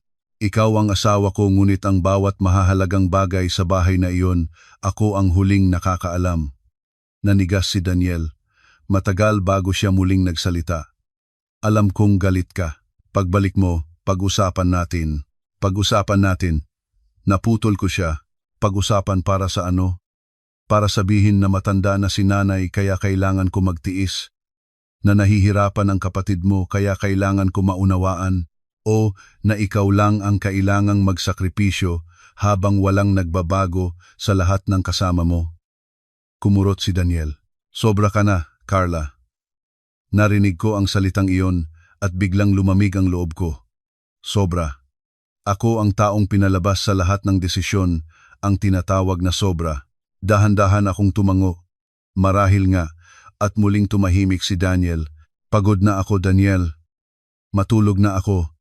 Pinutol ko ang tawag bago pa niya masabi ang kahit ano. Nanatiling tahimik ang kwarto. Naupo akong walang galaw ng ilang oras bago ko binuksan ang laptop at nagsimulang tumingin sa proseso ng diborsyo at paghahati ng ari-arian, mga papeles na kailangang ihanda. Nagbasa akong mabuti, isinulat ang bawat detalye sa aking maliit na notebook. Habang lumalapad ang aking mga tala, lumingap ang aking isipan, tulad ng sa isang makapal na ulap. May landas na biglang lumabas. Hindi madaling daanan ngunit malinaw na makikita ito ang daan palabas. Kinabukasan, humingi ako kay Ate Jenny ng kalahating araw para pumunta sa isang apartment. Ang una kong pinuntahan ay nasa Quezon, maliit ngunit maliwanag, may balkonahe na sapat para sa ilang palayok ng halaman. Ang may-ari ay isang babaeng halos 40 taon, mabilis magsalita at tapat. Tumayo ako sa gitna ng walang laman ngunit maliwanag na kwarto. Nakatingin sa liwanag ng araw na tumatalab sa bintana, biglang may nanginig sa aking dibdib na kakaibang ritmo. Isang lugar na hindi masyadong maluwang ngunit tahimik, walang nagsasabing mapait ang aking luto, walang nagtatanong kung kailan kami magkakaanak, walang nagdadala ng ibang babae sa aming hapagkainan. Tinanong ko ang presyo ng upa, deposito at petsa ng paglipat. Malinaw na sumagot ang may-ari sa bawat tanong. Tumango ako at sinabi na sasagot ako sa loob ng 2 araw. Paglabas sa apartment, tinitingnan ko ang asul na kalangitan ng Cebu na nakasilid sa araw, naramdaman sa aking dibdib ang isang bagay na gumaan. Sa hapon, nang bumalik sa kumpanya, inakay ni Maria sa isang sulok si Daniel. Tumawag sa akin si Daniel kagabi. Natigil ako. Para sa ano? Tinanong kung nasaan ka. Kung okay ka, tinanong kung may nag-impluwensiya sa iyo kaya gusto mong magdiborsyo. Narinig ko iyon at natawa na lang. Anong sinabi mo? Sinabi ko na walang nag-impluwensiya siya at ang kanyang pamilya mismo ang nagtulak sa iyo hanggang doon. Tumingin ako kay Maria, bumabanat ang lalamunan ko. Salamat, kumaway siya. Wala iyon. Sinabi ko lang ang katotohanan. Nang gabi, hindi agad bumalik sa hotel, naupo muna sa isang kape sa ilalim ng gusali. Mahinahon ang musika, mabango ang kape, mainit ang ilaw na pumulang nagbibigay ng ginhawa sa aking isipan. Binuksan ko ang telepono at nakita ang maraming mensahe ni Daniel. Huwag mong patigasin ang sarili mo, alam kong nasasaktan ka, ngunit ang diborsyo ay hindi solusyon. Sasabihin ko sa nanay na umuwi, at si Tiffany ay maaaring lumipat na rin. Binasa ko ang bawat linya, nang dahan-dahan ang mga daliri ko ay nanatiling walang galaw sa ibabaw ng screen. Kung 2 linggo na lamang ang nakalipas, marahil ang mga salitang iyon ay nagpapainit ng puso ko. Ngayon, nakararamdaman lamang ako ng isang ibang uri ng kirot-kirot dahil lahat ng mga bagay ay maaaring nagbago, ngunit noong kailangan ko pa ang pagbabago, hindi niya ito ginawa para sa akin. Kailangan pang marinig ang salitang diborsyo para siya mangibabaw. Para bang hindi ako karapat-dapat na protektahan, karapat-dapat lamang akong panatilihin kapag malapit na siyang mawala. Isang tanong lang ang inipadala ko, nahuli na. Isinara ko ang telepono, umupo ng tahimik habang tinitingnan ang mga sasakyan sa labas. Isang rider ang huminto para bumili ng kape. Isang mag-asawang dumaan na nagtatawanan, isang matandang nagbebenta ng loteriya sa gilid ng puno. Ang lungsod ay nagpapatuloy na parang walang kaugnayan sa aking kirot at iyon mismo ang nagbigay sa akin ng kapayapaan. Nang gabing iyon, nagdeposit na ako para sa apartment. Pagkatapos matanggap ang kumpirmasyon, nakaupo akong tahimik sa harap ng screen ng telepono. Ang bilang na nabawas sa aking account ay hindi naging sanhi ng panginginig, naging sanhi ito ng kalinawan. Sa unang pagkakataon matapos ang mahabang panahon, naramdaman ko na hawak ko na muli ang kontrol sa aking sariling buhay. Hindi na pangarap lamang. Ito na. Kinabukasan ng umaga, nagising ako ng maaga kaysa karaniwan, nagluto ng kape at naupo sa tabi ng bintana habang unti-unting nagliliwanag ang langit. 2 araw na lamang at matatapos ang proyekto. Inilista ko ang mga bagay na gagawin pagkabalik sa Maynila, kunin ang personal na mga papeles, bawiin ang aking bahagi ng pinagsama-samang ipon, mag-resign ng opisyal, kunin ang mga piling gamit at pagkatapos pag-usapan ang diborsyo kay Daniel. Nang natipak ko ang huling detalye sa listahan, natigil ang aking kamay. Naglakas loob na akong tawagin ito sa tawag nito, diborsyo. Hindi na iniiwasan pa, hindi na sinusubukang kumbinsihin ang sarili na kailangan lang ng paghihiwalay para malambot ang lahat. May ilang bagay na habang lumalayo ka, lalo mo itong nakikita ng malinaw at kapag malinaw na ang lahat, hindi ka na makakabalik. Sa tanghali, tinawag ako ni Ate Jenny sa kanyang kwarto.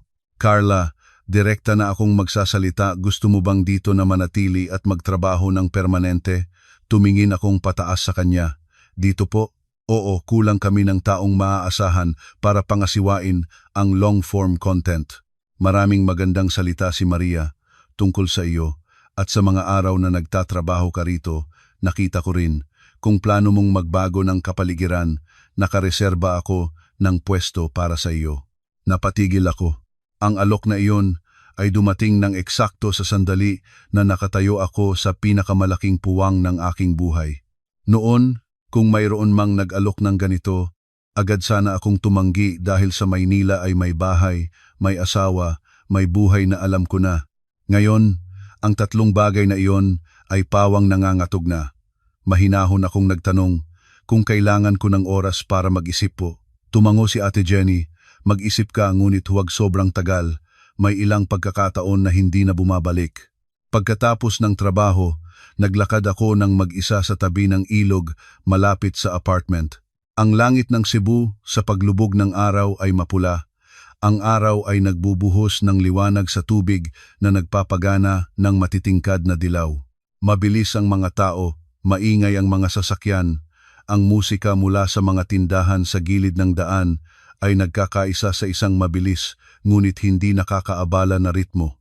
Naisip ko marahil kung dito na talaga manatili, hindi naman masama. Isang lungsod na sapat kalayuan para walang makiabang sa iyong buhay at magtanong ng bakit ka hindi pa nagbubuntis, isang bagong trabaho, isang bagong bahay, isang bagong pamumuhay na hindi kailangan mong hulaan ang mukha ng iba para mabuhay. Sa pag-iisip na iyon, malakas ang pagtibok ng aking puso. Nang gabing iyon, habang tinitingnan ang ilang apartment para paupahan, tumawag si Maria at nagpunta sa aking kwarto. Halika at makita mo ito. Lumabas ako, nakaupo siya ng cross kamay sa sofa. Ang telepono ay nakalagay sa harapan niya, ang mukha niya ay seryoso. Ano nangyari? Tingnan mo mismo. Ibinigay niya ang telepono profile ni Tiffany. Isang story na napost kalahating oras na ang nakalipas. Maraming pagkain sa hapagkainan. Ang biyenan ko ay nakaupo sa gitna, nakangiti ng masaya. Si Tiffany ay nakaupo sa kanan. Sa kaliwa ay isang babaeng hindi ko kilala, suot ang puting damit, mahaba ang buhok, masayang nakangiti.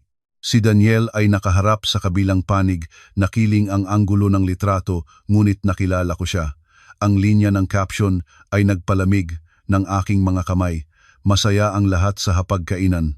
Si Ate Nicole sa personal ay mas maganda kaysa sa larawan. Lumipat ako sa susunod na larawan, si Nicole na nakatayo sa kusina. Ang biyenan ko ay ngumingiti at nagsasabi ng isang bagay sa kanya. Isinulat ni Tiffany. Bihasa talaga. Pinuri ni nanay ng paulit-ulit. Wala na akong naramdaman pa, isang nakakalipas, nakawalang laman lamang na lumaganap mula sa aking dibdib patungo sa buong katawan. Sino si Nicole? Nagtanong ako. Kakaiba ang tunog ng aking sariling boses sa akin. Umiling si Maria. Hindi ko alam, ngunit sa palagay ko, kailangan mong malaman ito. Ibinabalik ko ang telepono sa kanya, naupo sa upuan. Tuyo ang lalamunan ko. Hindi ako umiyak, hindi rin ako nagalit tulad ng inaakala ko. Natawa lang ako. Napatawa dahil palagi pa pala akong naghihintay sa araw na makipag-usap si Daniel ng malinaw pagbalik ko. Habang nandoon ako nagtatrabaho, kalmado akong nagpapanatili ng pag-asa na marahil hindi pa ganoon kasama ang lahat doon sa labas ay inareglo na nila ang lahat at isang ibang babae ang inimbitahan sa aming hapagkainan. Maria. Tumingin siya sa akin. Oo, kung gusto mo, pwedeng magpahanap pa ang kakilala ko. Nanatiling tahimik ako ng matagal at pagkatapos ay nagsalita. Hindi na kailangan pang maghanap pa. Ngunit baka bahagya akong natawa, ang tawa ay manipis at pagod. Baka sila ay kumain lang dahil sa okasyon. Baka ang biyenan ko ay hindi sinadya na gusto si Nicole. Baka si Daniel ay walang kasalanan dahil tahimik siya tulad ng dati. Wala nang sinabi si Maria. Inisandal ko ang aking likod sa upuan, tiningnan ang puting kisame sa itaas, at sa aking isipan ay maliwanag ang salita ng biyenan ko noong nakaraang linggo. Ang anak ko ay talagang malas kung napangasawa ang ganitong matigas na babae. Kaya pala, hindi siya nag-aaksaya ng oras sa pag-aaral ng manugang na gusto niya, matagal na siyang may inihanda. Nag-vibrate ang aking telepono nang eksakto sa sandaling iyon mensahe ni Daniel. Abala ngayon kaya nahuli ang mensahe ko. Kumain ka na ba? Nakatingin ako sa mensahe. Ang lalaking kumain sa hapagkainan kasama si Nicole ay nagpadala sa akin ng isang mensahe na para bang walang nangyari. Walang paliwanag, walang sinabi kung sino si Nicole. Binuksan ko ang chat, nag-type ng isang pangungusap at binura. Nag-type ulit at binura muli. Sa huli ay 4 na salita lamang ang napadala ko. Kumain na ako. Halos kaagad ang sagot niya. Mabuti. Matulog ka na. Inilagay ko ang telepono sa mesa at tumingan si Maria. Nagpasya na ako. Tungkol sa ano? Huminga ako ng malalim at malinaw na bawat salita. Kung buhay pa rin ang alok ni Ate Jenny, gusto ko nang manatili sa Cebu. Tiningnan ni Maria ako ng matagal bago siya dahan-dahang tumango. Nandito ako kasama mo. Hindi ako umiyak. Kakaiba sa sandaling naunawaan ko na mawawala ang isang kasal, hindi ako umiyak. Siguro dahil ang luha ay para sa panahon ng pag-asa. Kapag nakita na ng tao ang katotohanan, ang natitirang bagay ay isang malalim na kalamigan at ang kalinawan.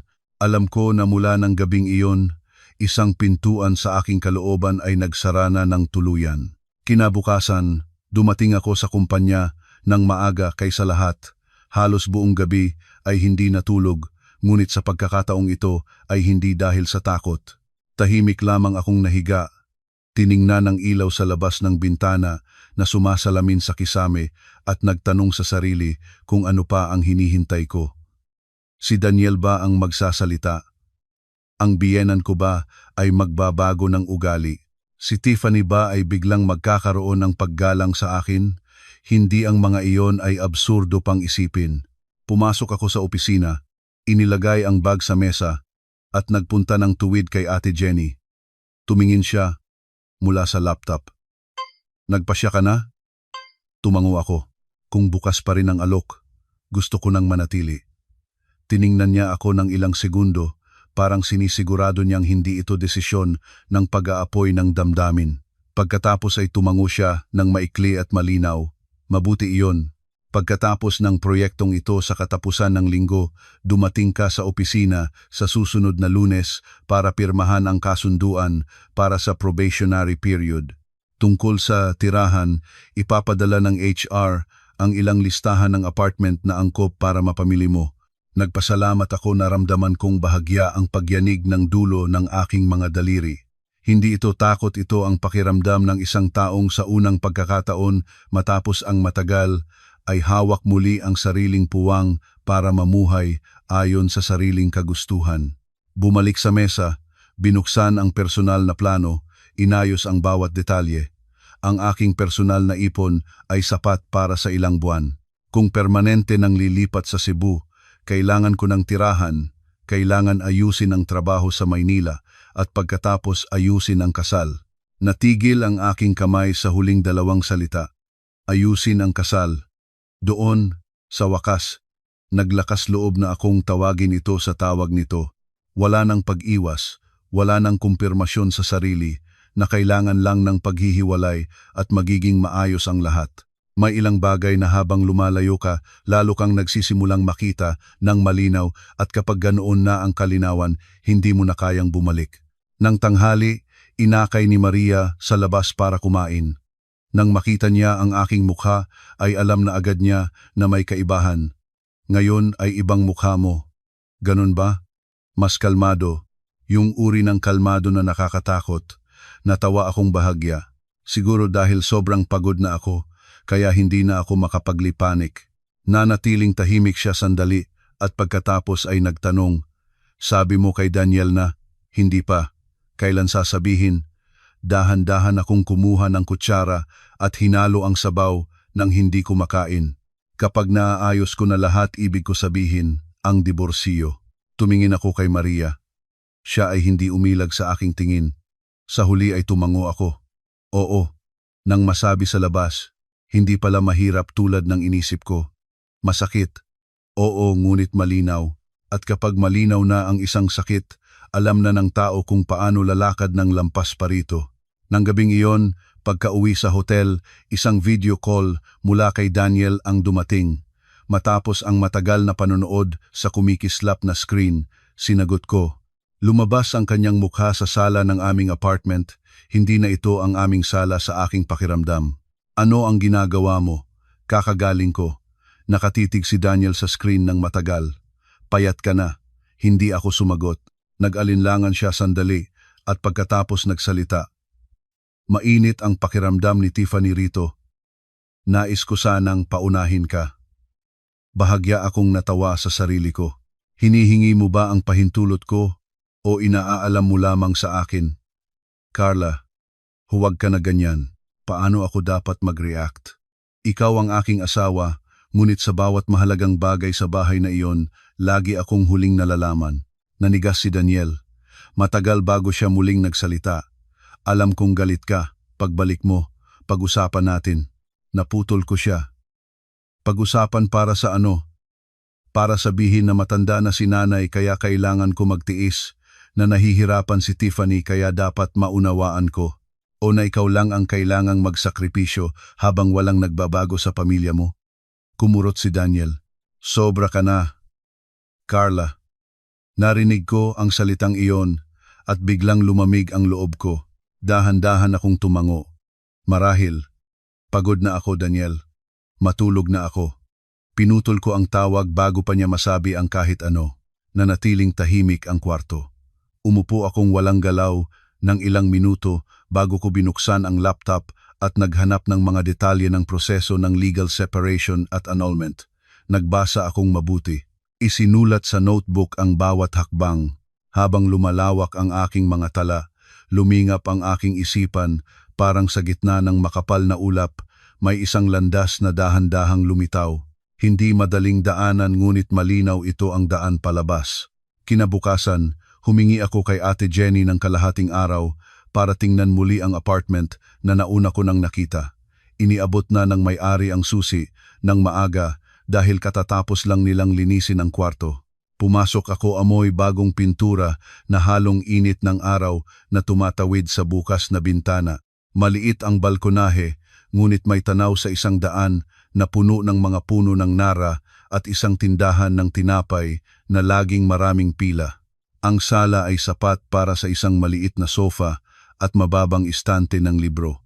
Ang kwarto ay sapat para sa isang kama, isang wardrobe at isang writing desk na nakadikit sa bintana. Tumayo si Maria sa pintuan, tiningnan ang paligid at sumipol ng dahan-dahan. Maliit ngunit maganda. Lumabas ako sa balkonahe, tiningnan ang gintong araw na tumatampal sa daan. Mainit ang hangin ngunit komportable. Wala kong maisip na dahilan kung bakit hindi ko ito magagustuhan. Oo, bahagya akong sumagot. Dito, may karapatang isara ko ang pinto at mamuhay ayon sa gusto ko. Pumunta si Maria sa tabi ko. Natanggap mo na pala ang desisyon. Tumango ako. Oo, babalik muna ako sa Maynila para ayusin ang lahat at pagkatapos ay dito na manatili. Nanatiling tahimik siya sandali at pagkatapos ay nagtanong, Kailangan ko bang sumabay sa Maynila? Natawa ako. Wag, hindi na hanggang doon ang kailangan. Lumingon siya sa akin, bihirang ganito kaseryoso ang kanyang mukha. Kung sa pagtatalo ng diborsyo ay yumuko si Daniel, umiyak, mangako magbabago ka ba ng isipan? Isinandal ko ang aking siko sa barandilya. Tiningnan ang mga sasakyan na nagsisimula ng mag-usap-usap sa daan habang naglalaban ang araw at gabi.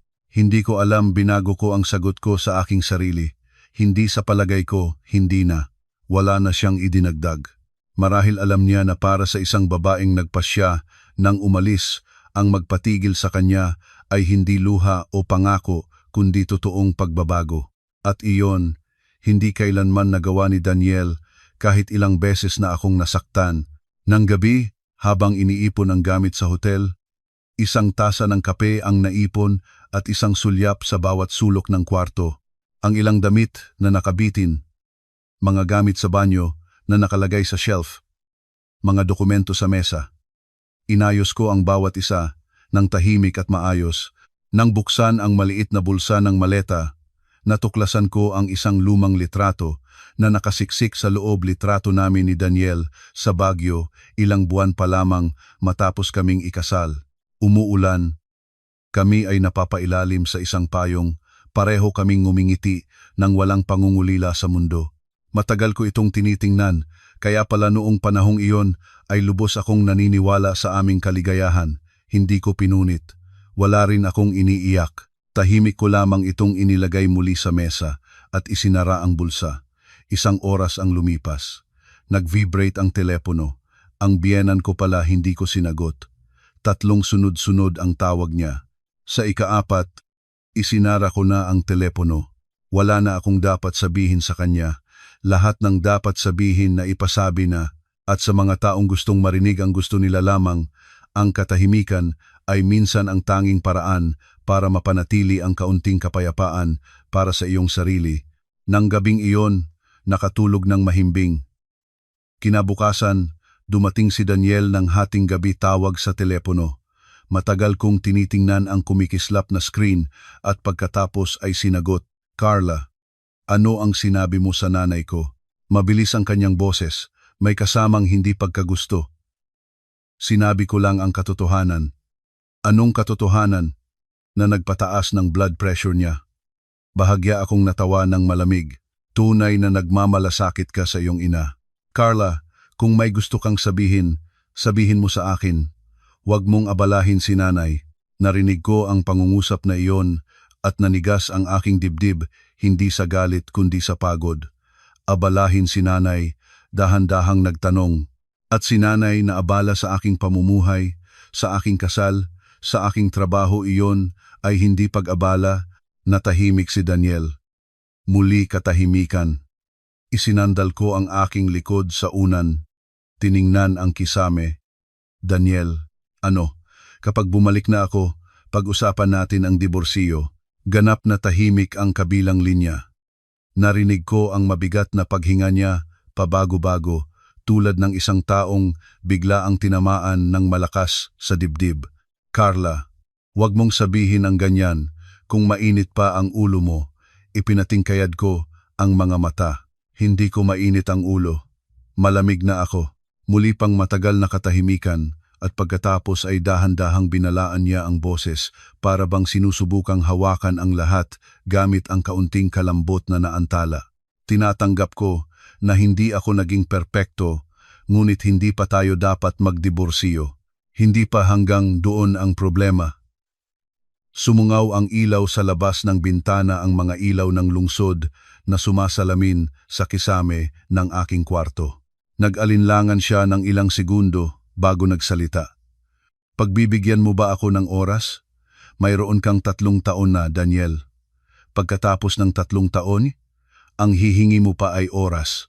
Naputol ko siya. Hindi ako interesado sa pakikinig ng mga pangungusap na katulad ng bigyan mo pa ng pagkakataon, hintayin mo pa, pag-usapan pa na natin pagbalik mo. Napakaraming beses na akong narinig ng mga iyon, at sa bawat pagdinig, lalong lumaho ang aming kasal. Ngayon ay tapos na ako. Matapos ang tawag, naupo akong tahimik ng matagal, at pagkatapos ay binuksan ang laptop, nagsimulang maghanap ng detalyado tungkol sa proseso ng annulment, paghahati ng ari-arian, legal residence, mga dokumento. Nagbasa ng mabuti at isinulat ang bawat detalye sa maliit na notebook na dala ko. Habang lumalawak ang aking mga tala, lumingap din ang aking isipan. Sa gitna ng makapal na ulap, may isang daan na lumabas ng malinaw. Hindi madaling daanan ngunit ito ang daan palabas. Kinabukasan umaga, humingi ako kay Ate Jenny ng 1 oras para opisyal na pirmahan ang kasunduan para sa trabaho. Pagkatapos, bumalik sa mesa at inayos ang personal na listahan. Ang personal na ipon ko ay sapat para sa ilang buwan. Kung permanente nang manatili sa Cebu, kailangan ng tirahan, kailangan ng maayos na pagtatapos ng trabaho sa Maynila at pagkatapos ang legal na proseso. Nang tanghali, inakay ni Maria palabas para kumain. Habang bumubukas ng hopya, tumingin siya sa akin. Si Daniel, nagsabi ka na ba sa kanya? Hindi pa. Kailan? Pagbalik ko na. Nanatiling tahimik siya sandali bago nagtanong. Kung yumuko siya, mangako, umiyak magbabago ka ba? Hinawakan ko ang kutsara at hinalo ang sabaw ngunit hindi kumain. Tuminingnan ko si Maria, siya ay hindi umilag sa aking tingin. Sa huli ay tumango ako. Kapag nasabi sa labas, hindi pala ganun kahirap sa inisip ko. Masakit ngunit malinaw. At kapag malinaw na ang isang sakit, alam na ng tao kung paano hahakbang ng lampas. Nang gabing iyon, bumalik sa hotel at nagpack na ng mga gamit. Sa Linggo katapusan na ng proyekto at Lunes ay uuwi na ako sa Maynila. Kinabukasan ay dumating ang flight para iuwi kami ng kumpanya. Nang lumipad mula sa paliparan ng Cebu, binaluktot ng ulap ang bintana at nakita ko muli ang kabayo ng mga ilaw ng lungsod habang lumalayo ang eroplano. Dumating kami sa Maynila sa bandang hating gabi, umuulan. Nang malakas nang binagsak kami ng kotse. Mga ilaw sa daan ang nagtatakbuhan sa likuran ng lumalagaslas na ulan, parang isang lumang alaala. Inakay ni Maria sa labasan si Daniel. Nakatayo siya malapit sa ikapitong haligi, nakasuot ang asul na polo shirt na noon ay ako pa ang bumili. Ang telepono ay nasa kamay, mukhang payat na. Nang makita niya ako, humakbang siyang mabilis. Carla, huminto ako sa harapan niya, hindi humulong ng kahit isang hakbang. Oo, iniabot niya ang kamay para kunin ang maleta. Ibibigay ko, mahigpit kong hawak ang hawakan, hindi na kailangan. Natigil ang kanyang kamay sa ere. At bago pa ito umabot ay inurong na. Sa sandaling iyon, nakita ko ang panlalata sa kanyang mga mata, ngunit wala na akong maramdaman. Uwi na tayo at pag-usapan. Mahinahon ang kanyang boses. Tiningnan ko siya ng ilang segundo at nagtanong, anong bahay? Namutla ang kanyang mukha. Carla, Daniel. Ang apartment na iyon ay mayroon na ngayong iyong ina, kapatid at mga bisita ng iyong ina na pumupunta para kumain. Hindi ko alam kung saan ko pa mahahanap ang aking lugar doon. Nangusap siya ng mahigpit. Sinabihan ko si Tiffany na lumipat na. Nakunot ko ang noo. Kailan? Kahapon pa. Nanatiling tahimik siya ng isang saglit. Si nanay ay nandoon pa, ngunit aayusin ko. Bahagya akong natawa. Muli aayusin. Umuulan pa rin sa labas ng terminal. Ang mga tao ay nagtatakbuhang may payong, nagmamadaling pumasok sa sasakyan.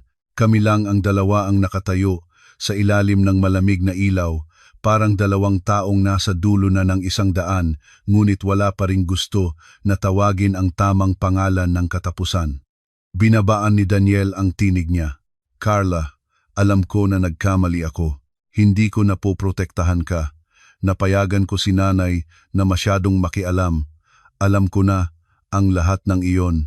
At pantay ang boses ko. At gusto ko sanang itama. Tumingin ako ng tuwid sa kanya. Gusto mong itama dahil nakikita mong nagkamali ka o dahil nakikita mong talagang aalis na ako? Hindi agad niya nasagot. At iyon na mismo ang sagot. Hinila ko ang maleta sa gilid. Daniel, hindi ako papayag sa diborsyo. Mabilis at matibay na lumabas ang pangungusap na iyon. Hindi ako nagulat. Isang katulad ni Daniel, malambot sa harap ng ina, ngunit laging gustong manatiling buo ang kaayusan ng kanyang buhay, ay hindi basta-basta tatanggap ng pagpili ko para umalis. Hindi ka papayag dahil mahal mo pa rin ako o dahil hindi ka sanay na mawalan ng isang taong lagi mong nasisiguro? Huwag kang magsalita ng ganyan. Ganyan naman, tumingin ako sa labas. Unti-unting humupa ang boses ko. Narinig ko ang mga mahirap na salita mula sa iyong ina ng ilang linggo na pati na rin ang iyong katahimikan.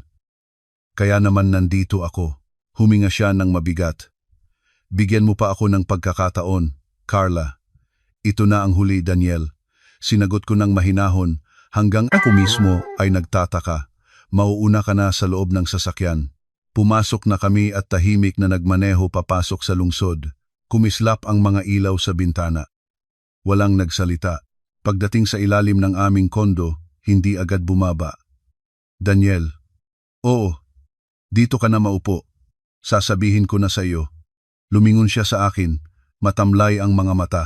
Gusto mo pa rin bang magdiborsyo? Gusto mo pa bang bigyan ako ng pagkakataon? Inulit ko ang kanyang sariling tanong. Tingin ko ilang pagkakataon na ang nagbigay sa iyo, Daniel. Nangurot siya. Isang mahabang katahimikan ang pumuno sa loob ng sasakyan. Carla, hindi kita sinisisi sa lahat. Nagsalita akong dahan-dahan. Ngunit alam nating dalawa ang kasal na ito ay hindi huminto sa pagkasira sa iisang araw. Ito ay unti-unting nabago, nag-inog, nag-iba hanggang sa isang araw, tiningnan ko ito at nakita kong hindi na ito ang gusto ko. Napalunok siya. Nagmahal ako sa iyo, Carla. Narinig ko ang pangungusap na iyon na tumatawid sa hangin at naramdaman ko ang isang malamig na puwang. Marahil noon ay nagmahal ka, ngunit hindi mo ako minahal ng sapat para protektahan mo ako. Huminga siya ng mabigat, pabago-bago ang tinig.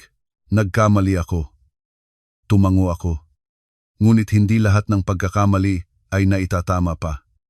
Inilabas ko mula sa bag ang mga dokumentong inihanda ko sa Cebu at inilapag sa kanyang hita.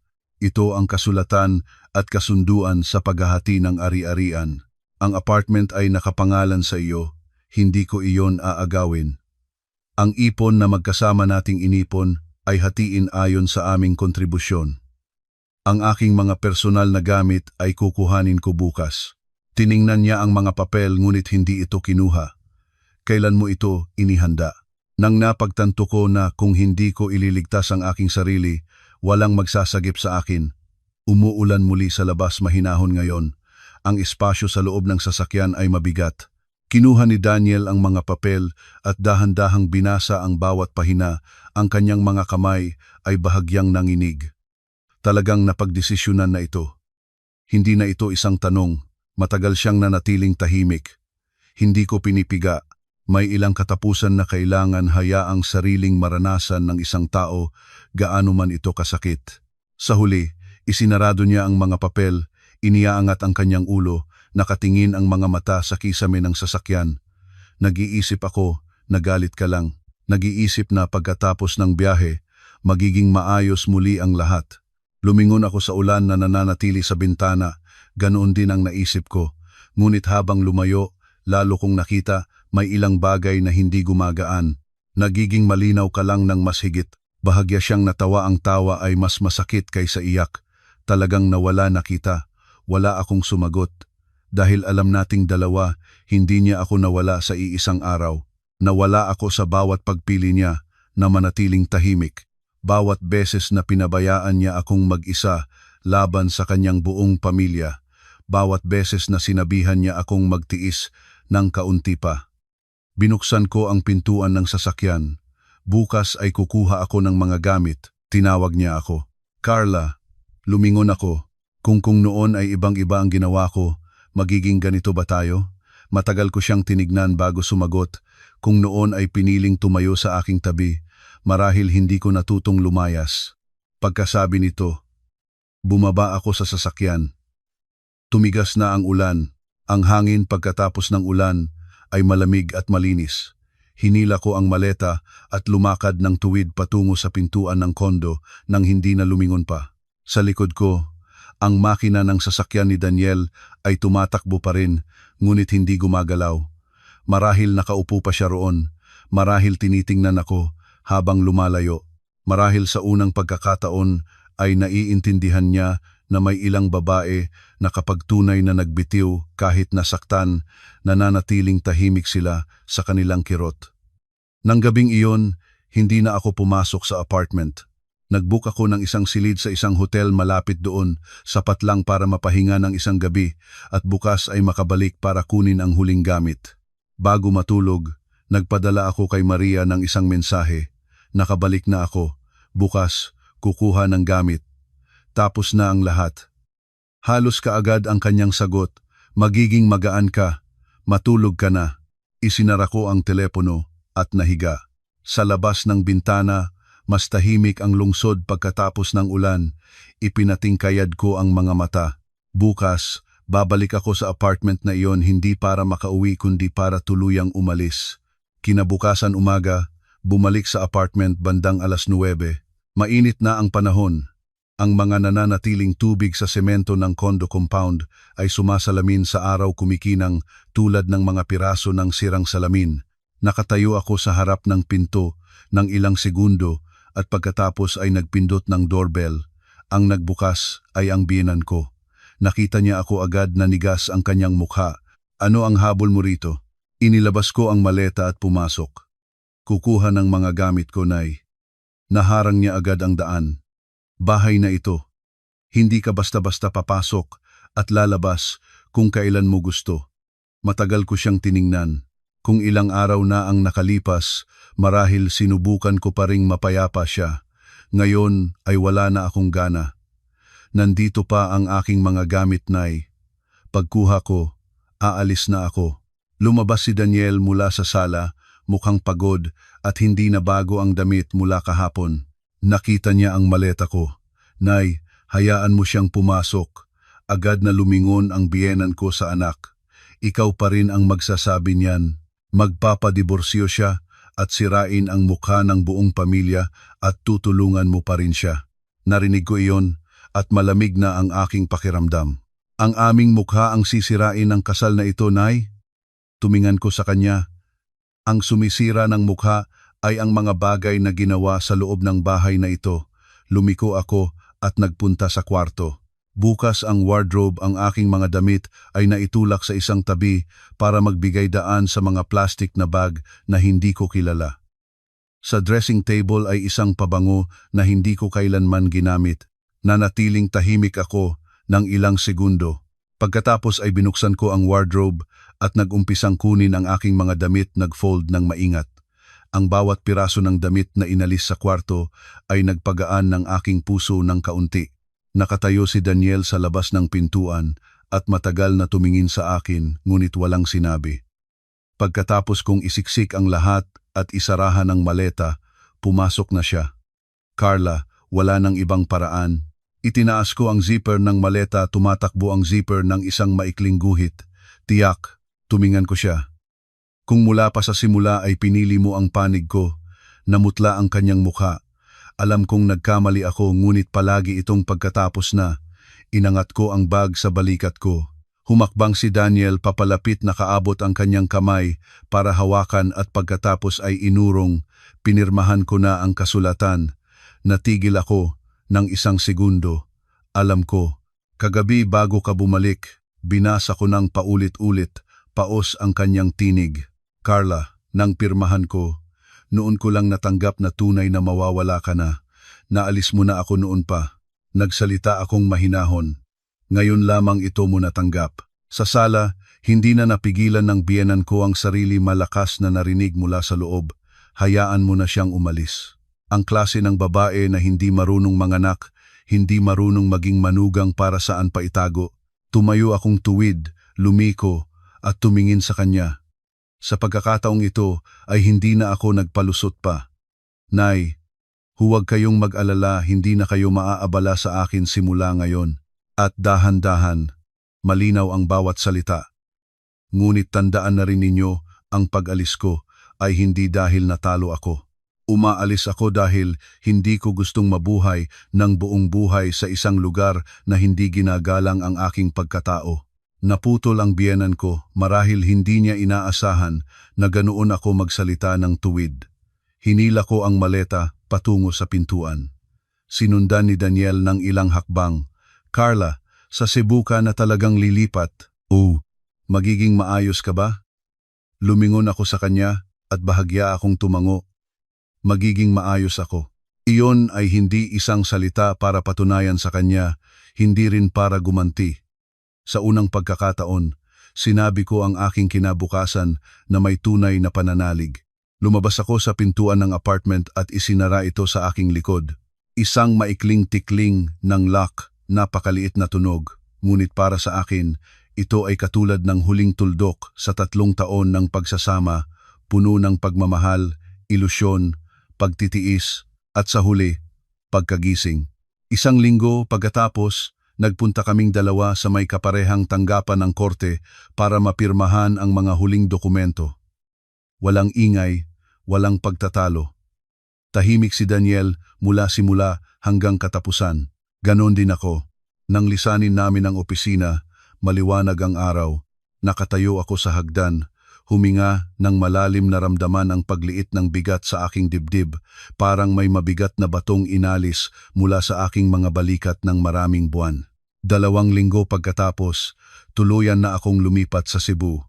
Puno ng araw ang maliit na apartment ko tuwing umaga. Nagsimula na ang bagong trabaho, abala, may pressure, ngunit ang bawat araw na lumilipas ay nagpapakita sa akin na nabubuhay na ako gamit ang aking sariling mga paa. Walang nagtatanong kung kailan ako magbubuntis. Walang nagpapasya para sa akin kung paano dapat mabuhay. Walang nagpipilit sa akin na manahimik para mapantay ang lahat. 6 na buwan pagkatapos, nagkaroon ako ng pagtaas ng sweldo. 1 taon pagkatapos, lumipat sa mas malaking apartment. Si Maria ay nananatiling aking pinakamalapit na kaibigan at matapos ang lahat ng iyon, sa huli ay natututo rin akong mahalin ang aking sarili. May ilang kasal na nagtatapos hindi dahil naubusan ng pagmamahal mula sa simula, kundi dahil patuloy na nanahimik ang isa sa pagkakataong dapat siyang nagsalita, hanggang ang isa ay hindi na gustong tumingin pa pabalik. May ilang babae na ualis, hindi dahil sila ay mahina, kundi dahil sa huli, naunawaan nila na ang dignidad at kapayapaan ay mas dapat panatilihin kaysa sa isang buhay na puno ng walang katapusang pagtitiis. Ito ay isang katang-isip na kwento na hango sa mga emosyonal na sandali ng totoong buhay. Ginagamit ko ang boses ng AI para maihatid ang kwento sa mga mambabasa na tumutulong sa kanila na makakuha ng mahahalagang aral mula sa buhay. Ang mga tauhan sa kwento ay hindi kumakatawan sa anumang tiyak na individual. Ang mga aral mula sa kwentong ito ay, sa pag-aasawa, ang panatiling tahimik sa harap ng kirot ng iyong asawa ay isang uri rin ng pagtataksil. Ang babae ay kailangang panatilihin ang sariling trabaho, kakayahan at kalayaan sa pamumuhay. Ang paggalang sa magulang ay hindi nangangahulugang ang asawa ay dapat mag-alay ng walang kondisyon. Ang isang pamilya ay karapat-dapat na panatilihin lamang kung naroroon ang paggalang. Huwag hintayin na maubos na ang iyong dignidad bago mag-isip na umalis. At higit sa lahat, kahit gaano kaibigin ang iba, panatilihin ang isang landas na panlabas at isang piraso ng iyong sariling halaga. Salamat sa inyong pakikinig sa kwentong ito. Sana ang bawat isa ay palaging mapanatag, maging matalino sa puso, maging matatag sa harap ng kirot, at magmahal ng sapat sa sarili para piliin ang buhay na karapat-dapat sa inyo.